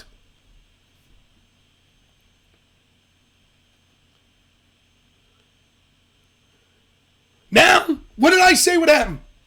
I said, from now until Election Day, because they put all their eggs in the not a quid pro quo basket, this will allow the Democrats every week to say, oh, we found another person who claims to have heard someone who knew Trump, who worked on Trump's staff, heard, that another Trump staffer heard, that one of Trump's relatives heard, that Trump said in the phone to someone that there was a quid pro quo. Oh, we need new impeachment here. Oh, we need new witnesses. You think if they get John Bolton, that'll be the end of it? They'll say, oh, well, that's fair enough. Of course not. This is a defensive argument, right? And this is one of the things you learn in debate. You cannot win with only defensive arguments. The Republicans make this mistake constantly. They never go on the offense. In other words, Democrats will say, you want the wall? You're a racist. And the Republican defense is, I'm not a racist. That is a defensive argument. The offensive argument is, how dare you? How dare you claim that my wanting this country to succeed, we might have disagreements. I would never deign to say your disagreement meant that you somehow have some sort of racial prejudice. You're a disgusting person for bringing it up. That's an offensive argument. You don't care about illegal immigrants if you're for the wall. That's not true. That's a defensive argument. An offensive argument is your own numbers show that a third of all women trying to cross the border are sexually trafficked and raped. Why do you keep sending a signal to the world to try to make it here when you know they're not going to get in? That's an offensive argument. Do you see the difference? The defensive argument on impeachment is, well, it wasn't a quid pro quo. What did I say will happen? The average American will look at that and go, well, I don't know if it was a quid pro quo or not, but it's pretty shady that Trump was trying to investigate his 2020 rival. So instead, the argument should have been, Biden should be investigated. Then even if you lose the quid pro quo argument, the average person says, okay, I guess it was a quid pro quo, but hey, good, Biden should be investigated. Do you see how that works? Now, some of the people in the Senate are trying to...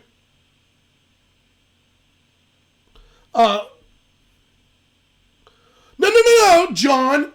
Hear me out. I was just getting to that. Yes, Pam Bondi, what's his name, Cipolli, they actually are doing better in the Senate. But who are the people? Even Dershowitz did better. So, John, who are these people? Are they Republican Congress people? No, they're Trump's defense team. And yes, they are starting to make the good arguments. But they got 2 days to do it. Think of the arguments that the Republicans could have been making to prove this case in the House, that it'll be more difficult for someone like Pam Bondi to be making now. So yeah, John, I know the stream's like 20 seconds behind, but yeah, that's what I'm saying to you. I think they are making those arguments now. I agree. But that's Trump's defense team. That wasn't the Republicans. The Republicans in the House, who I feel most of them, I actually like the Republicans in the House. I feel the House of Representatives, on general, is less establishment. Also true of the Democratic Party, by the way. Because it's only 2 years and there's more of them, etc. The senators tend to be more establishment on both sides. And the senators are the ones that kind of mutually agree. Your John McCain's and your Jeff Flakes are agreeing with your Chuck Schumers, right?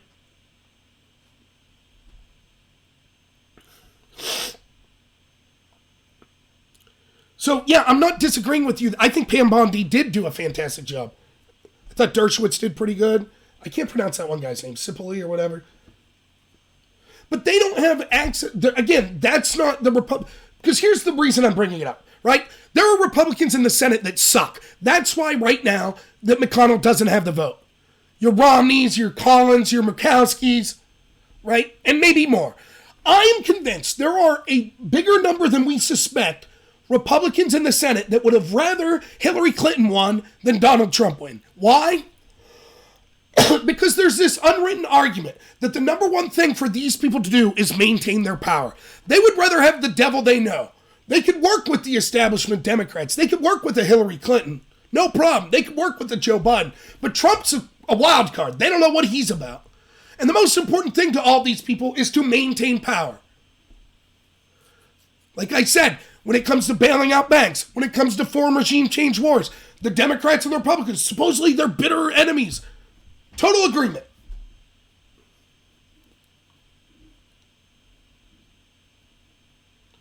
Right, she is a Republican, but I'm talking about our elected representatives. Again, I'm not saying that there were a lot of Republicans in the House that were like, screw Trump, we want him out. I don't think that. I just think they were inept, not making the best argument. I think there are Republicans in the Senate, like the Mitt Romneys of the world, that want Trump out. They definitely do. Now, the reason I'm bringing this up is, what can we do? You have to ask yourself, if you live in a district with a Republican representative or a Republican senator, what have they done against this coup? Are they just voting against it? That's not enough. They should be out there every day talking about how ridiculous and dangerous this coup is. They should be on Fox News. They should be on OAN. They should be on YouTube channels. They should be in the public, your local library or restaurant. They should be on CNN. Everywhere. You know, my representatives haven't said one word about the fact that we now have proof that our FBI is incredibly corrupt and spied on the President of the United States based on garbage. Not one word's been said by my reps. Supposedly big Trump supporters. I had to listen to Vindman and Yovanovitch and Fiona Hill and all these other characters go on, testify against Trump publicly, right? George Kent, that was the first witness. All of them saying, oh no, the Ukrainians that said that we told them, the State Department told them not to investigate certain people, that's all lie. We never said that. When George Kent admitted in his own closed-door testimony in front of the same Congress, that's exactly what they did. Yet not one member of Congress, not one Republican member said, excuse me, George Kent, didn't you say this on page 79 of your closed-door testimony? That you personally told Lutsenko to drop the investigation into Artem Sitnik, the man who publicly admitted to interfering in the election to help Hillary? Didn't you personally tell him that?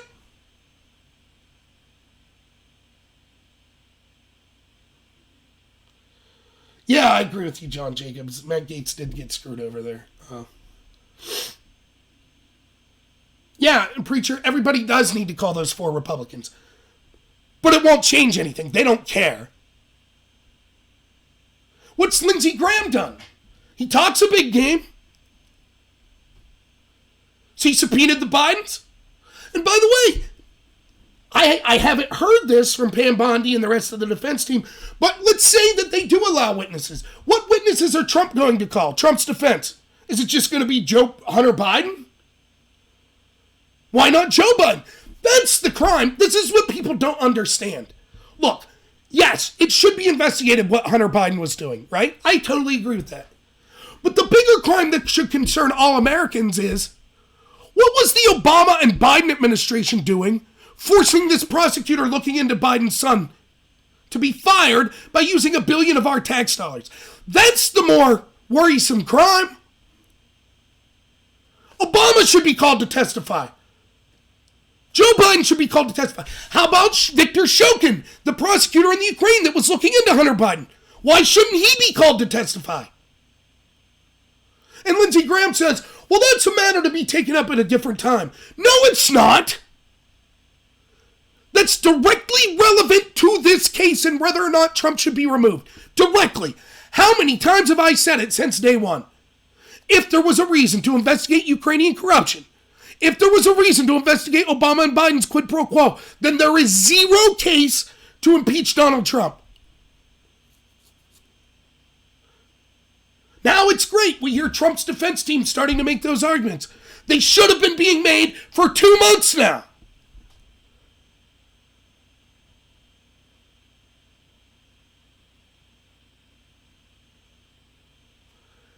But they weren't. And so now, as always, the Republicans are playing defense. Trump's the only person in the people on his team that know how to play offense. And it's incredibly frustrating. So yes, call those 4 senators. It's not going to change their mind. They don't care about you at all. They're establishment. But still call them. And then more than that, call your representative. What are they doing? And if they're not doing enough, run against them. That's what I'm going to do. Now, I will tell you this. I planned on running. I'm going to get redistricted because Pennsylvania is losing a seat in the House. So I don't know who my opponent will be. But assuming it's a Republican that I don't feel's fought against this coup hard enough, then I'll run against them. Except, here's a little surprise. My guy, Tom, that's like my campaign manager, we were discussing this. You know who my senator is that's up for re-election in 2022? Pat Toomey.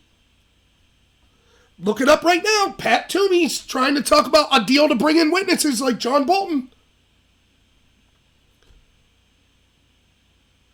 If Pat Toomey votes for witnesses, I'm running for Senate against Pat Toomey. That's simple. Because that's the greater threat. My representative might not be actively working against the coup as much as I want, but it looks like Pat Toomey's basically working for it. So that's where I am with that. But yeah, John, I am happy.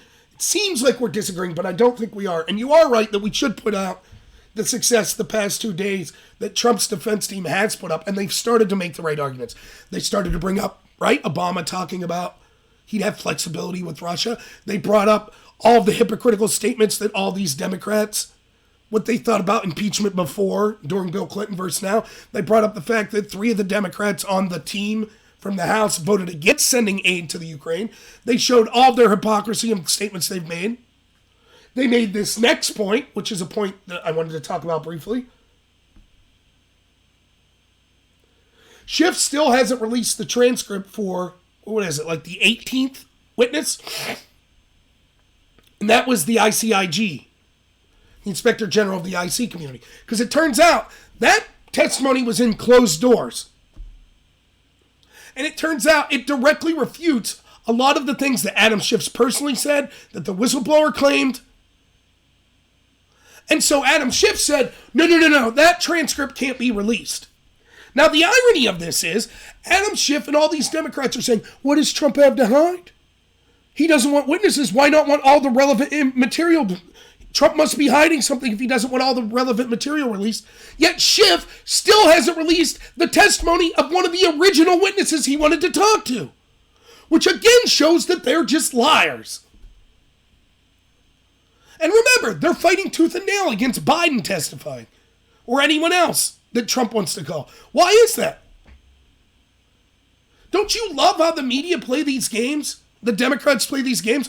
Oh, if Trump doesn't release everything he's ever said and allow anyone who might want to say anything negative about him to testify, then that proves he's guilty. Oh, okay, well, Democrats, we have some people on your side we'd like to testify. Oh, that's absurd. They don't need to testify. No, we're going to fight it.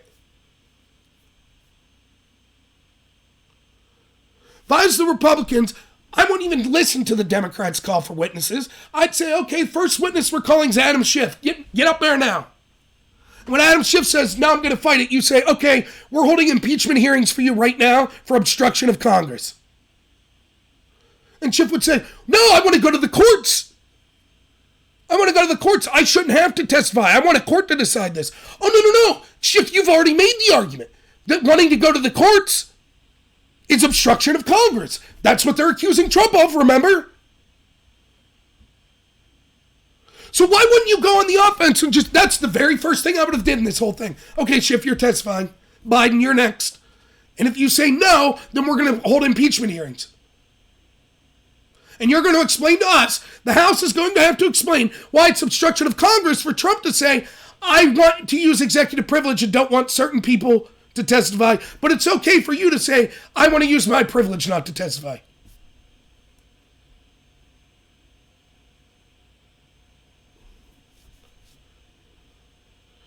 Yeah, I'm with you, Iron Crane. I like all those people too. It would be nice to have a patriot. It would.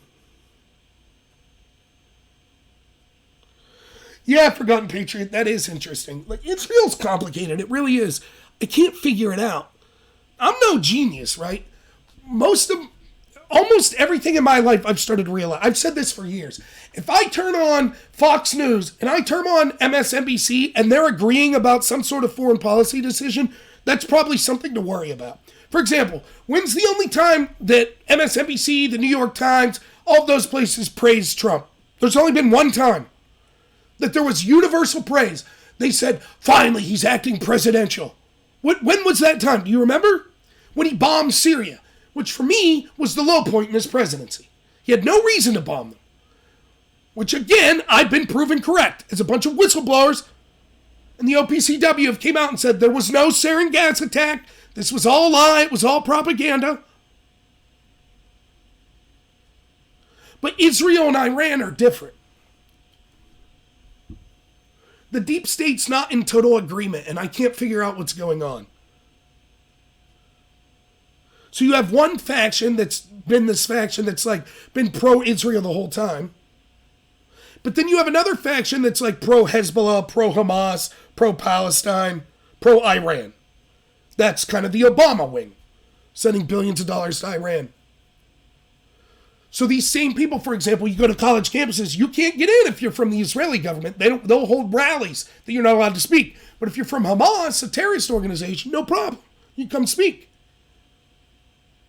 Well, that doesn't really fit in with the, like, well, Israel's just these neocon. Because I know the neocons. They do want these foreign regime change wars. So what's going on? Why the split? You know, on one hand, I think that Israel's done some bad things. On the other hand, I live in Pennsylvania. If Canada decided to launch rockets in my hometown every week, I'd probably be PO'd and want to respond. So I don't know. I'm trying to wrap my head around it. I really am. But it's confusing.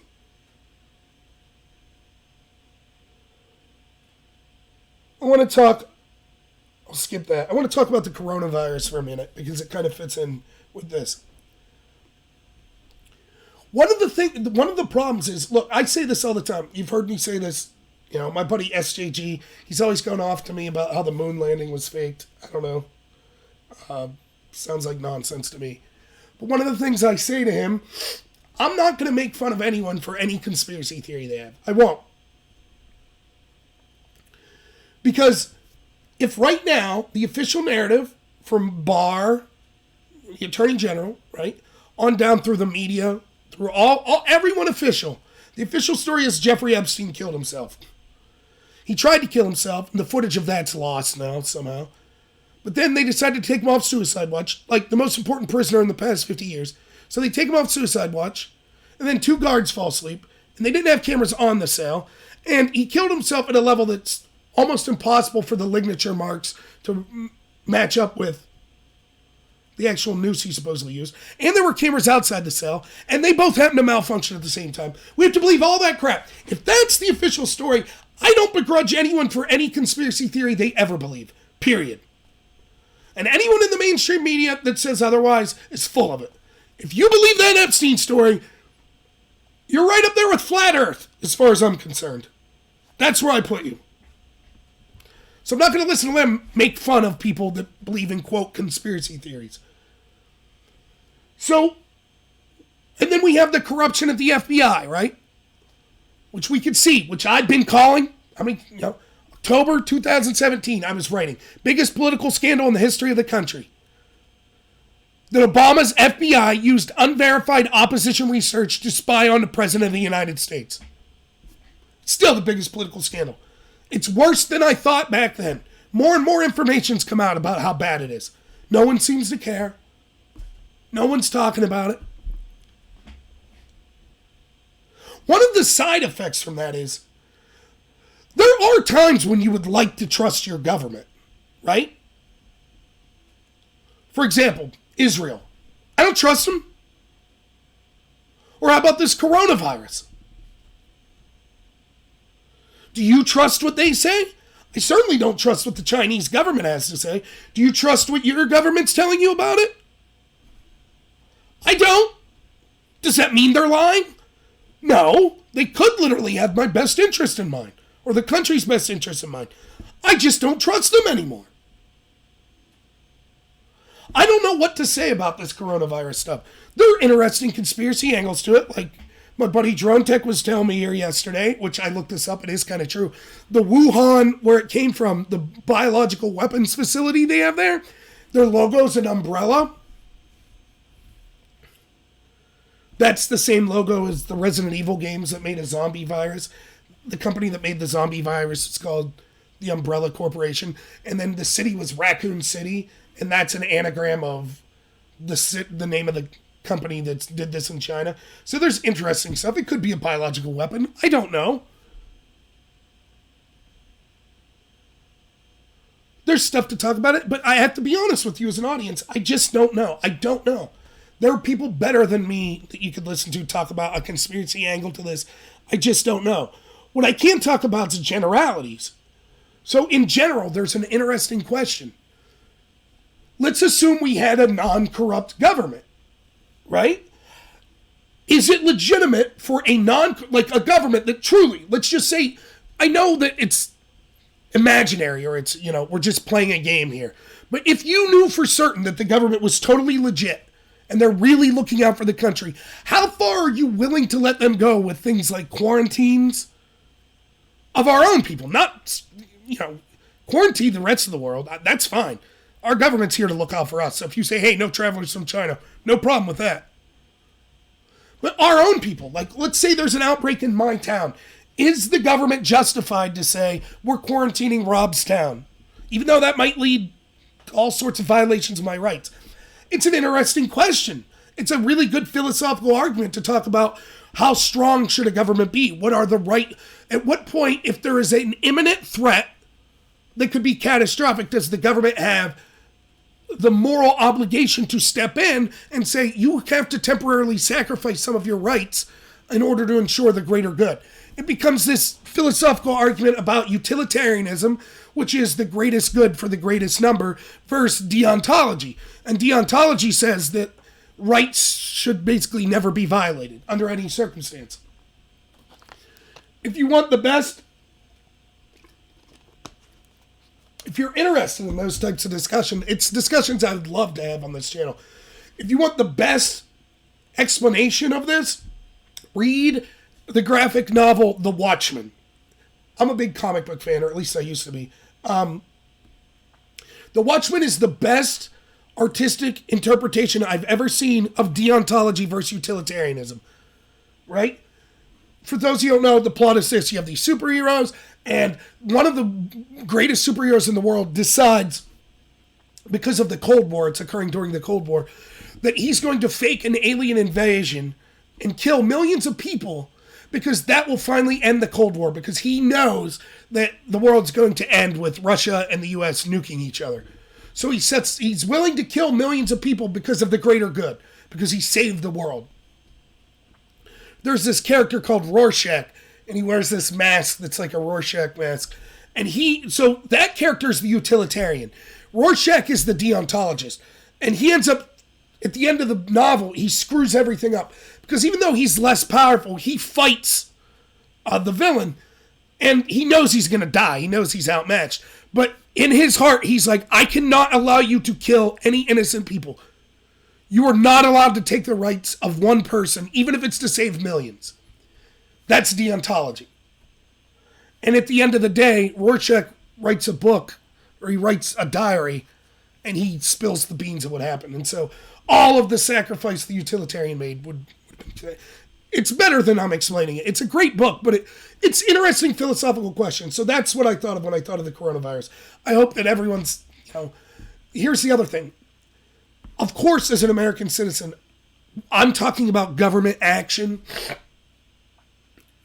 That's to look out for Americans, right? I get that.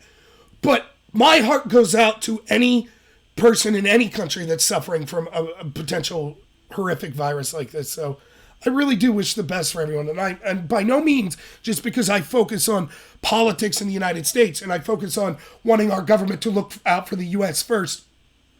I'm not cold-hearted, and I hope that the people of China, I don't have faith that their government's not corrupt, but I hope in a situation like this, if it literally is some kind of natural outbreak, that people could pull together and do as best as possible to make sure that this doesn't become as horrific as it may be.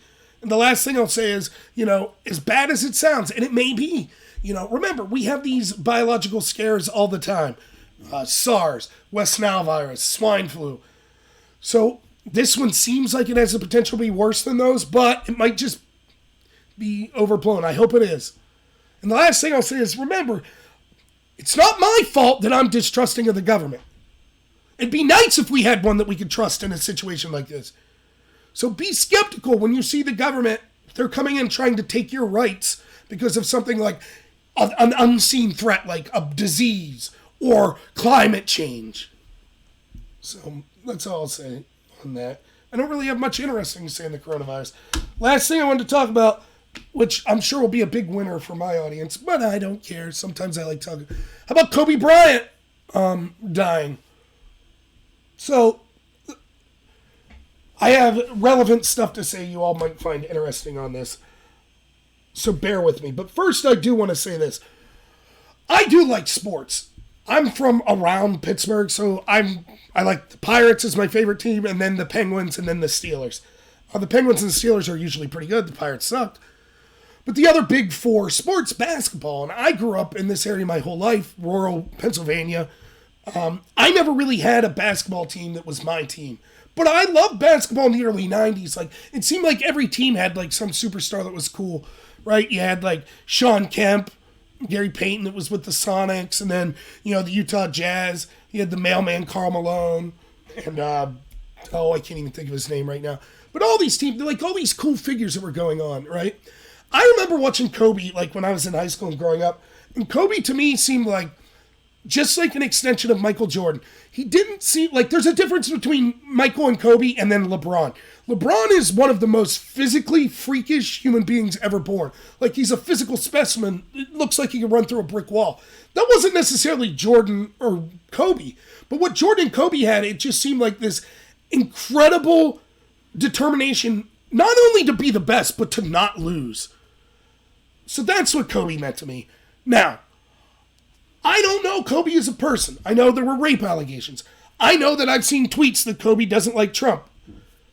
I don't really care, right? I don't care about any of that. He's dead. It was tragic. He died with his daughter. It sucks. I feel bad for them. I'm not saying he was a great person. I don't know. It wasn't something I ever really looked into. But what I do know is this. He was an inspiration to a bunch of people. Now, I know a lot of people make this argument, and it seems reasonable. And the argument is, yeah, but better people than that die every day, and we don't care about them. You know, veterans die every day. And you're right, and that's sad, and it's tragic. And we should do more for that. But we can't ignore the reality, whether it be fair or unfair, that there are people in our culture that have a huge influence on people. And that influence can be positive or negative, etc. And when those people die, and particularly tragically, it becomes a bigger story. Just like there are probably people that die in natural disasters in China all the time, but as Americans, we're more concerned when a tornado hits, you know, Joplin, Missouri and kills people. Even if it was way less people than it happened in China. So it's crappy. I get it. I understand people that are like, I didn't care about Kobe. I don't care. But I can understand how there are a bunch of people that were inspired. Hey, his determination inspired me to be a better basketball player, or it inspired me to be a better whatever you might be. His drive, his work ethic. And, you know, I feel bad for those people. There were other people on that helicopter. You know, a coach and his family that passed away as well. So it's sad. It is. And I don't begrudge people. I'm not one of these people who are going to be like, oh, everyone's grieving about this and it's phony. You know, I don't care. I'm not that. At one point in my life, maybe I'd have been like that. But I'm like, hey, you know what? You know, that's fine. Now, the angle that maybe some of you will like on this is, look at how this was made political. Look at who made it political, right? Wasn't Trump supporters. Who was it? It's writers at the Washington Post, and at Deadspin, and at BuzzFeed. What's the first thing they said? Rapist. He's a rapist. Was he? He was accused. He was never found guilty. Right? Now, if you're on the left and you're out there, you're a Democrat and you're out there, maybe you think you don't mind this outrage mob because it's directed at people you don't like. It will eat you at some point. Kobe Bryant said the right things about Trump. Kobe Bryant seemed, you know, he was a black man, NBA. The NBA's notably anti-Trump. You know, seemed to be an inspiration to a lot of inner city people. Someone you would think that the identity politics crew would be all about. Yet instantly they throw him under the bus.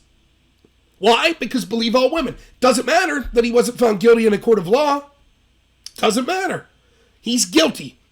And even when he dies with his daughter, the first thing that some of these people have to say is, well, he was a rapist. Let's not forget he was a rapist. Now, I just want to let you know, if you're one of those people that participate in that outrage mob, it will get you eventually. Not even death will save you. That's the world you're creating. Is that how you want to live? Not me. That's not what I want. Now, yes, you had people on the left that came out and were like, this was disgusting. But you damn well agree if it was someone who was perceived to be on the right wing. You think if Tim Allen dies tomorrow, they're not going to be like, well, he's a cokehead. You think that all the people on the left will be like, oh, yeah, remember when the Koch brother died? They couldn't wait to talk about how terrible he was. They couldn't even wait for one day after he died. That's fine if you want to do that, but I'm just saying. Kobe Bryant, rapist, that's the narrative. That's what they put out there. Okay. That's what you want. Notice how the Washington Post, right? And this is the other thing that's worth talking about here. The Washington Post, their writers are calling Kobe Bryant a rapist when he dies with his daughter, right? In a tragic helicopter crash. What'd they say about Baghdadi? Austere religious scholar. Or how about Soleimani? Isn't it funny how these people seem to have more contempt for someone like Kobe Bryant? Which, hey, maybe you're sitting there like, I didn't like Kobe Bryant, man, you know, whatever. But he wasn't Baghdadi. He wasn't Soleimani. And for some reason, these people treat them with more reverence when they die. Terrorists that butchered U.S. soldiers. And where is the left? Where are they all of a sudden? Now it's, oh, even death's not sacred. If you were accused of something credibly, well then, you know what, we're going to bring it up even when you died. Where are they when it comes to, how about every time that, what's her name? How about every time Meryl Streep opens her mouth about how terrible Trump is? Why don't I see the reporters at the Washington Post saying, oh, by the way, Meryl Streep supported, what's his name? Oh, for crying out loud. Now I can't think of it. The guy that directed The Pianist.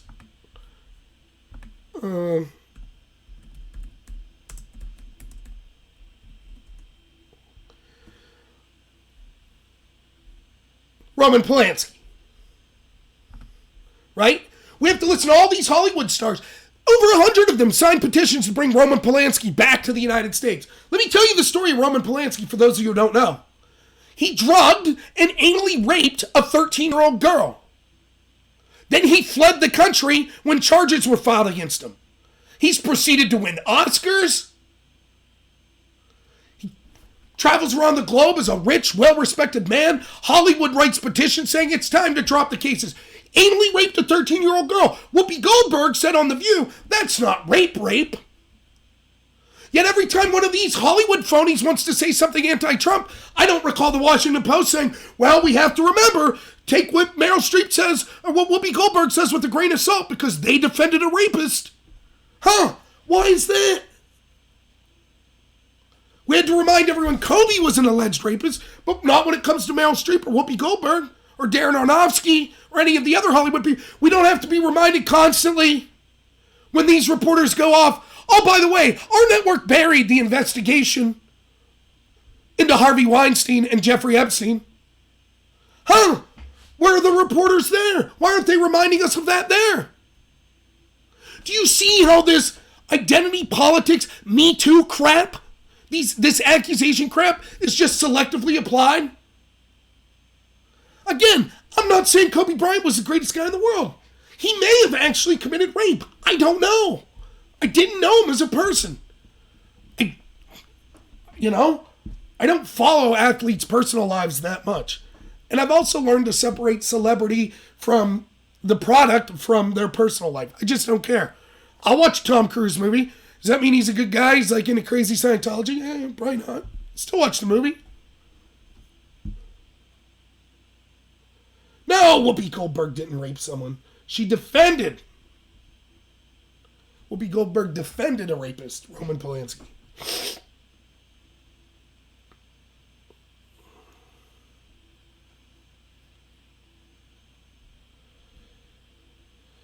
Yeah, that's a good analogy, watching trains go by. Of course, Duke, money talks when you have problems with the law. Absolutely. I don't know. It is entirely conceivable that Kobe Bryant had consensual sex with that woman. I don't know. Is there a chance he got off with rape because he's rich? Maybe. I don't know. I try to be consistent and give people the benefit of the doubt in most cases.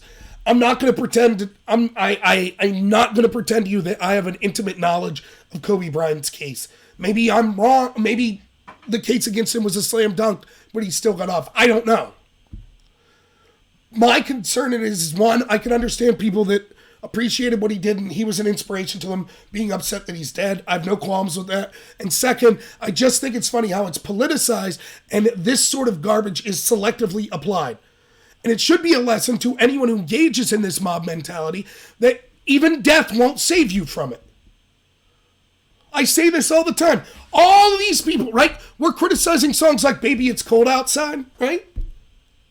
You think that's great. Jay-Z, right? That's great. You think that's great. Ice Cube, whatever, Ice-T, all the people in Hollywood, right? Just wait what's going to happen 50 years from now when they start going through old body count albums.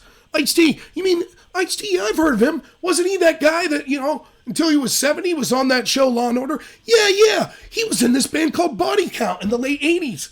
They had a song called Cop Killer. Here's a song where they're talking about basically banging people of any color.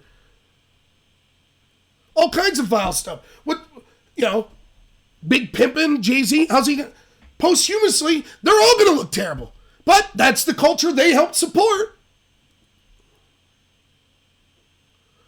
What if 100 years from now the entire country's vegan? The entire world goes vegan. All of us, how we look at the founding fathers? Oh my God, some of them had slaves. Oh my God, horrible, disgusting people. We have to reject tear down the statues.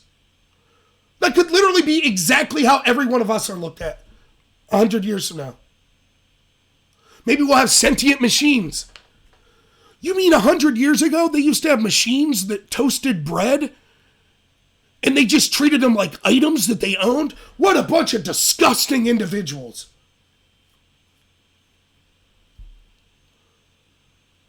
Death won't save you. The outrage mob is ludicrous. That's the only point I'm trying to make.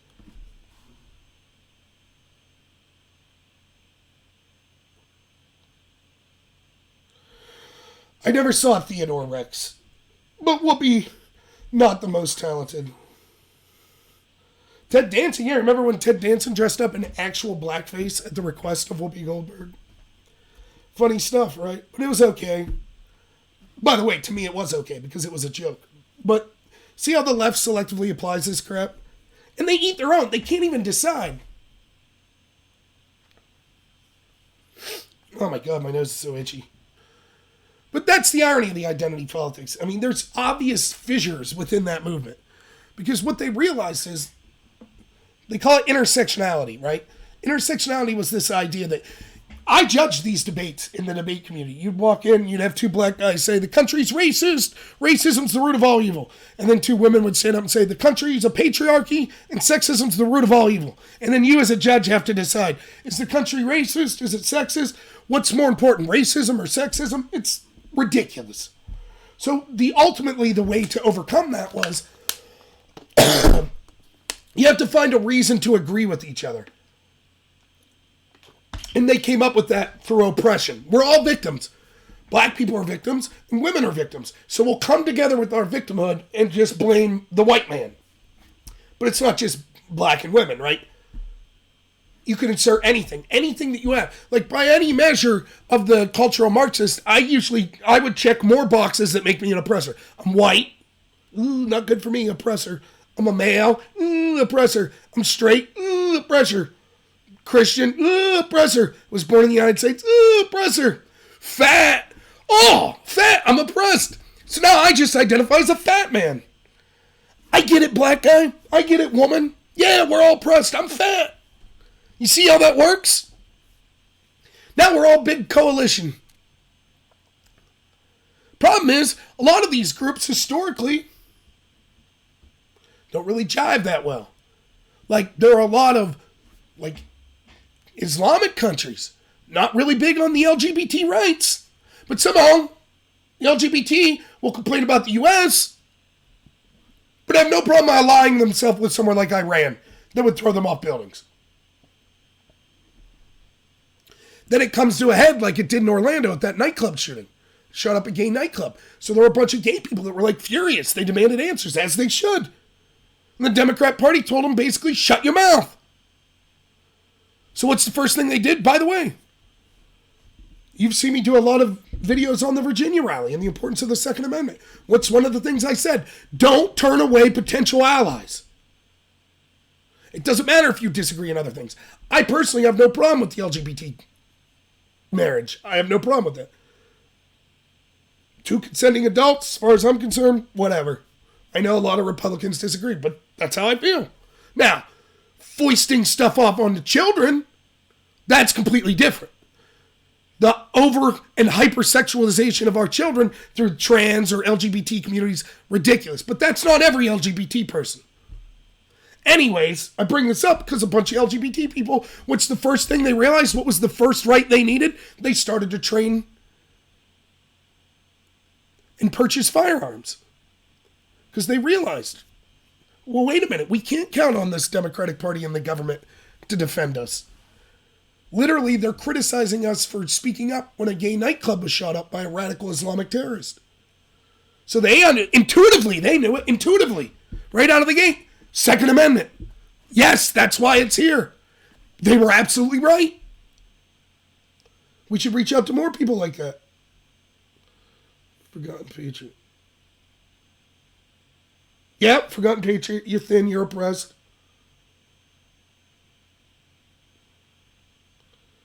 But I'm fat and I'm oppressed. I guess it's just fit people that are. Right? But, you know, like there's other clashes within this intersectionality. For example, right? Super left-wing California. They were the first state that tried to pass like gay marriage, right? As a state ballot initiative. It lost. Want to know why? Over 80% of black people voted against it because in the black community, they weren't that up with the LGBT cause. So how do you, but to hear them talk, it's like, oh, you know, the way they insult Christianity. Here's the truth. Some of the most proud practicing Christians are black families.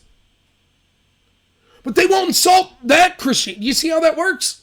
It's the toothless redneck Christianity that gets insulted. Now again, I call myself a Christian. Man, I don't know why I'm talking about religion so much lately. I call myself a Christian. I do not go to a church. I do not belong to a church. I just believe in being Christ-like. If you're a Muslim and you act Christ-like, good enough for me. If you're an atheist and you act Christ-like, good enough for me. That's it. That's what I mean when I call myself a Christian. I believe that I don't really care what a specific Christian church tells me to believe. I read the Bible. I see how Jesus acted. I know that that's the model for how I'm supposed to act. I know I fall short of that every day, but so I'm not judging you. If you're on here and you're an atheist or agnostic or Muslim or whatever, I'm not judging you. You could be in any of those groups and still be a great person, I guess is all I'm trying to say. But it does seem that it's obvious to me that Christians are a group that's been labeled oppressors and it's okay to attack them. We can say anything we want. I can say with impunity anything I want to make fun of Jesus or whatever, but I can't say it against Muhammad. Why is that? You know, that's the insanity of intersectionality. So, all right, I'll be wrapping up here. Any particular stuff that anyone wanted to talk about? Let's see. John was yelling at me earlier about Pam Bondi.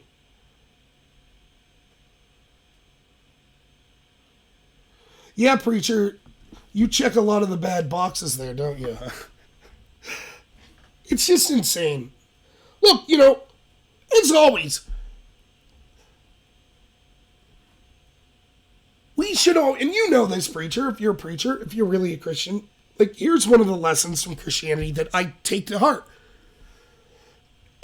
I can complain about stuff, I could say things, but at the end of the day, my actions are what's most important.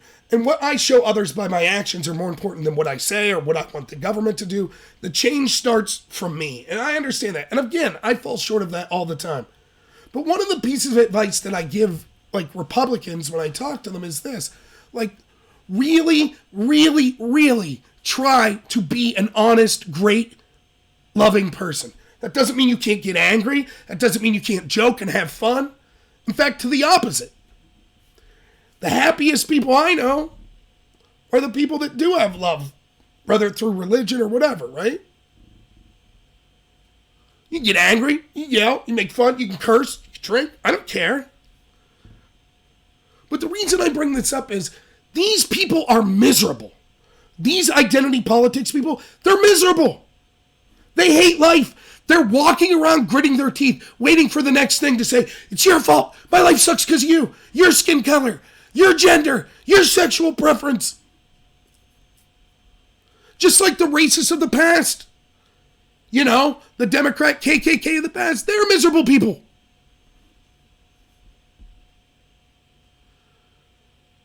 Show people we're willing to accept, you know, that's how I feel.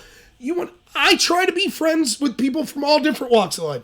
I say this all the time. I know people think maybe I'm full of it, but I'm telling you, I have tons of friends that hate Trump. I had friends that were Hillary supporters. I had friends that went off their rocker and wouldn't talk to me briefly when they found out I voted for Trump and Trump won. But I stuck with it. We just don't talk politics, or if we do, I try to talk to them in a way where it's like, hey, I kind of understand where you're coming from, but here's my point. I don't back off. I don't capitulate. I hope that people can trust here. I think I'm an articulate person that defends myself and my beliefs quite well. But you don't have to be someone who's like filled with vitriol. I, with a passion, despise the corrupt deep state and establishment. I hope that they all receive justice. The maximum sentence allowed for the crimes they've committed. Every one of them that committed these crimes. I do. But I'm not going to push that off on my aunt, you know, that hates Trump at the dinner table on Thanksgiving. I'm just like, you know, if you don't want to talk about it, you don't want to talk about it. That's fine. You know? And I think that that's how we win in the end. We tell the truth. We judge people based on their character and their actions, not on things like their skin color. We show we're the side that can have fun. We're the side that, you know, understands we make mistakes, but life goes on. We're not walking around vindictive and blaming everyone in the world for our problems. And that's not going to change someone's mind overnight.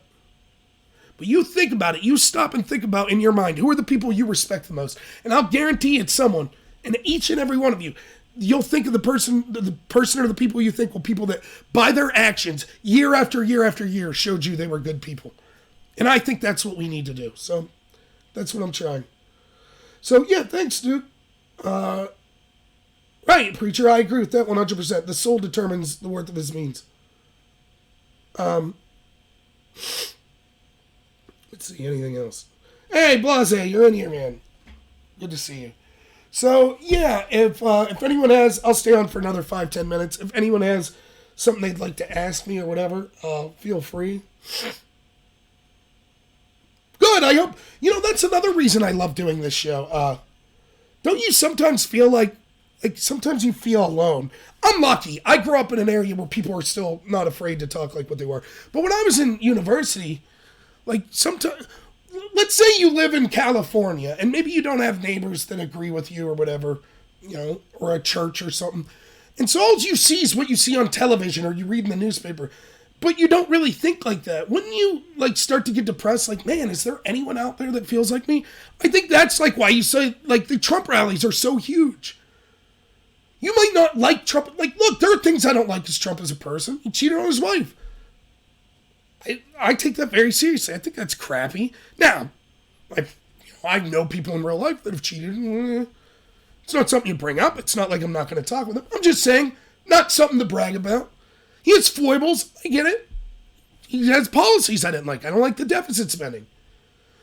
But there's something about him where it's like, finally, a politician that's at least speaking like I think. Unabashedly, not ashamed to say, yeah, this is a great country. Yeah, I care about the people here that no one's given a voice to for 40 freaking years. That's why you have hundreds of thousands of people showing up to his rallies.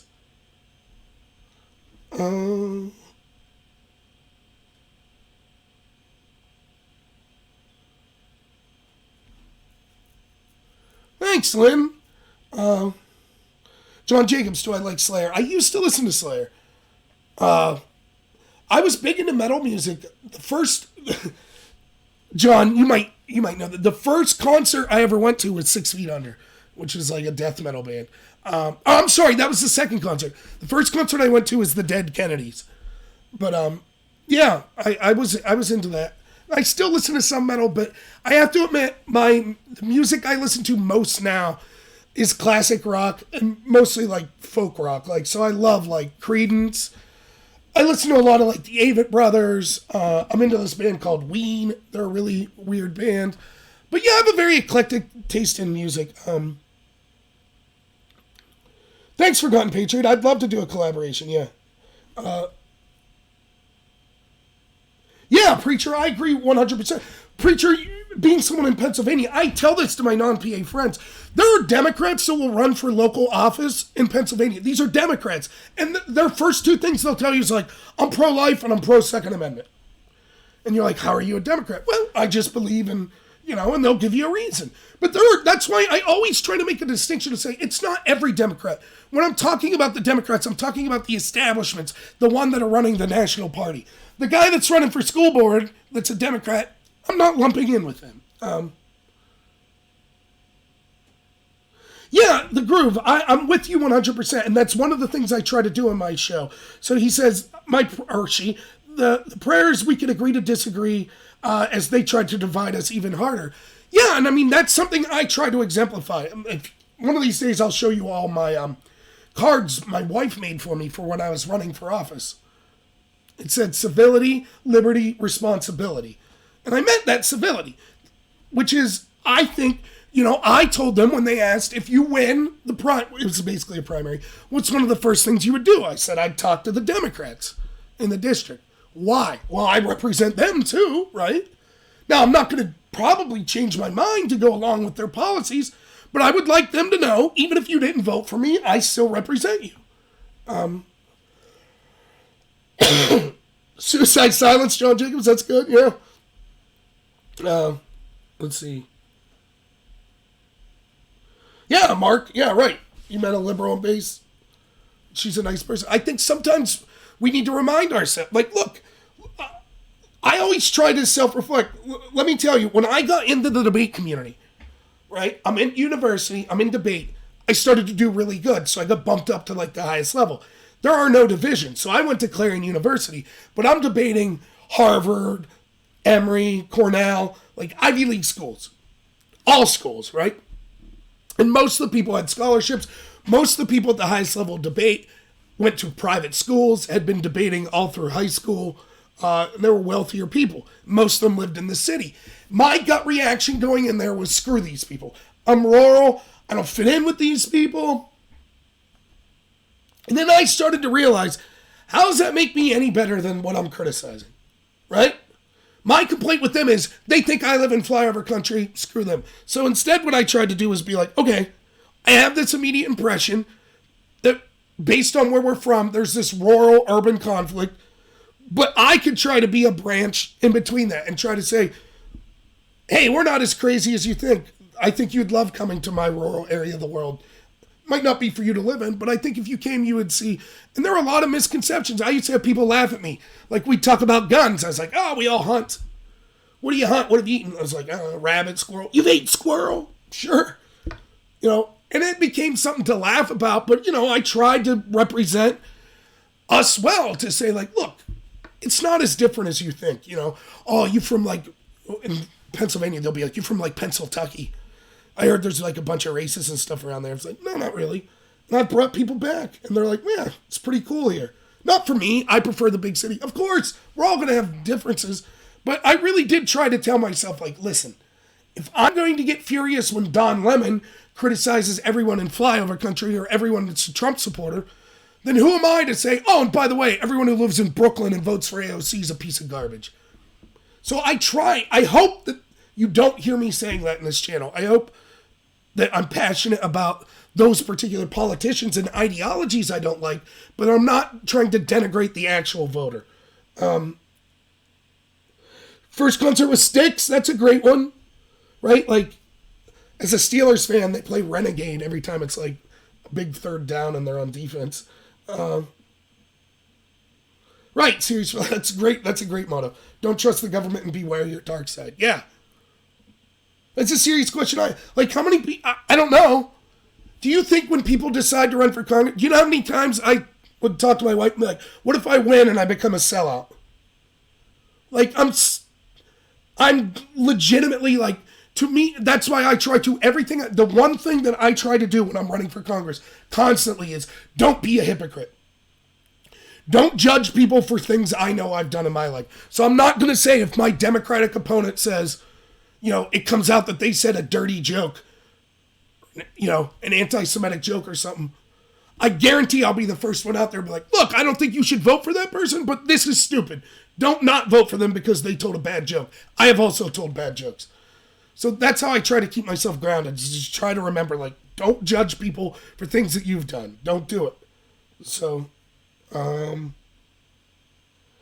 thanks, Preacher, and everyone else. Yeah, I'll let you know. Like I said, I don't know what you know this, Preacher, if you're in Pennsylvania.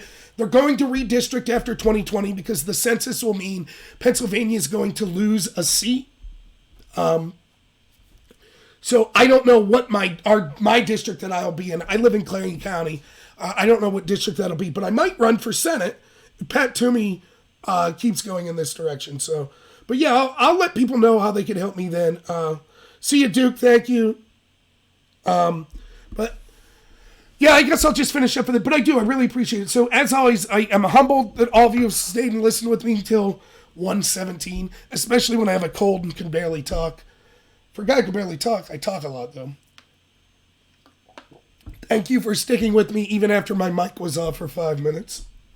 That's great. I always do something dumb like that. But yeah, if I could give one message to take away from tonight's show, it's just,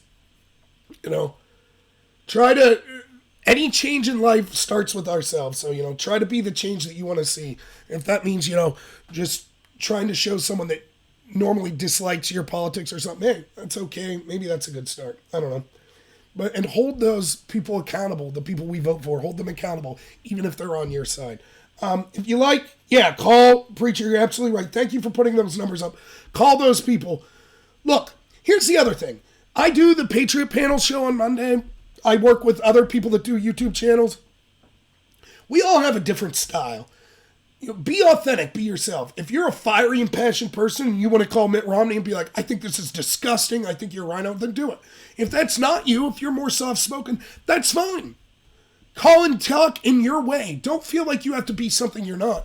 But let them know if you're displeased with how they're representing you. Let them know. You should do that. And I don't care if you think, well, I'm not the kind of person that really has a voice. I can't do a YouTube channel. I'm not the type of person that can run for office. If you knew my life history, I was basically a drunk for years throughout college. I was going to Slayer and Metallica concerts, right? I ran for office. I didn't care. You know what I found out when I ran? No one was any better than me. No one was. And it's true of you, too. So be your own voice, be authentic, but let people know. Let these representatives know. They're not there to make money. They're not there to advance their own interests. They're there for me and you and the rest of the people in this country.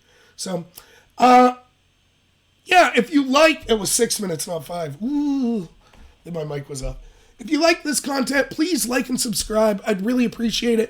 If you could recommend me to someone else, that'd be great as well.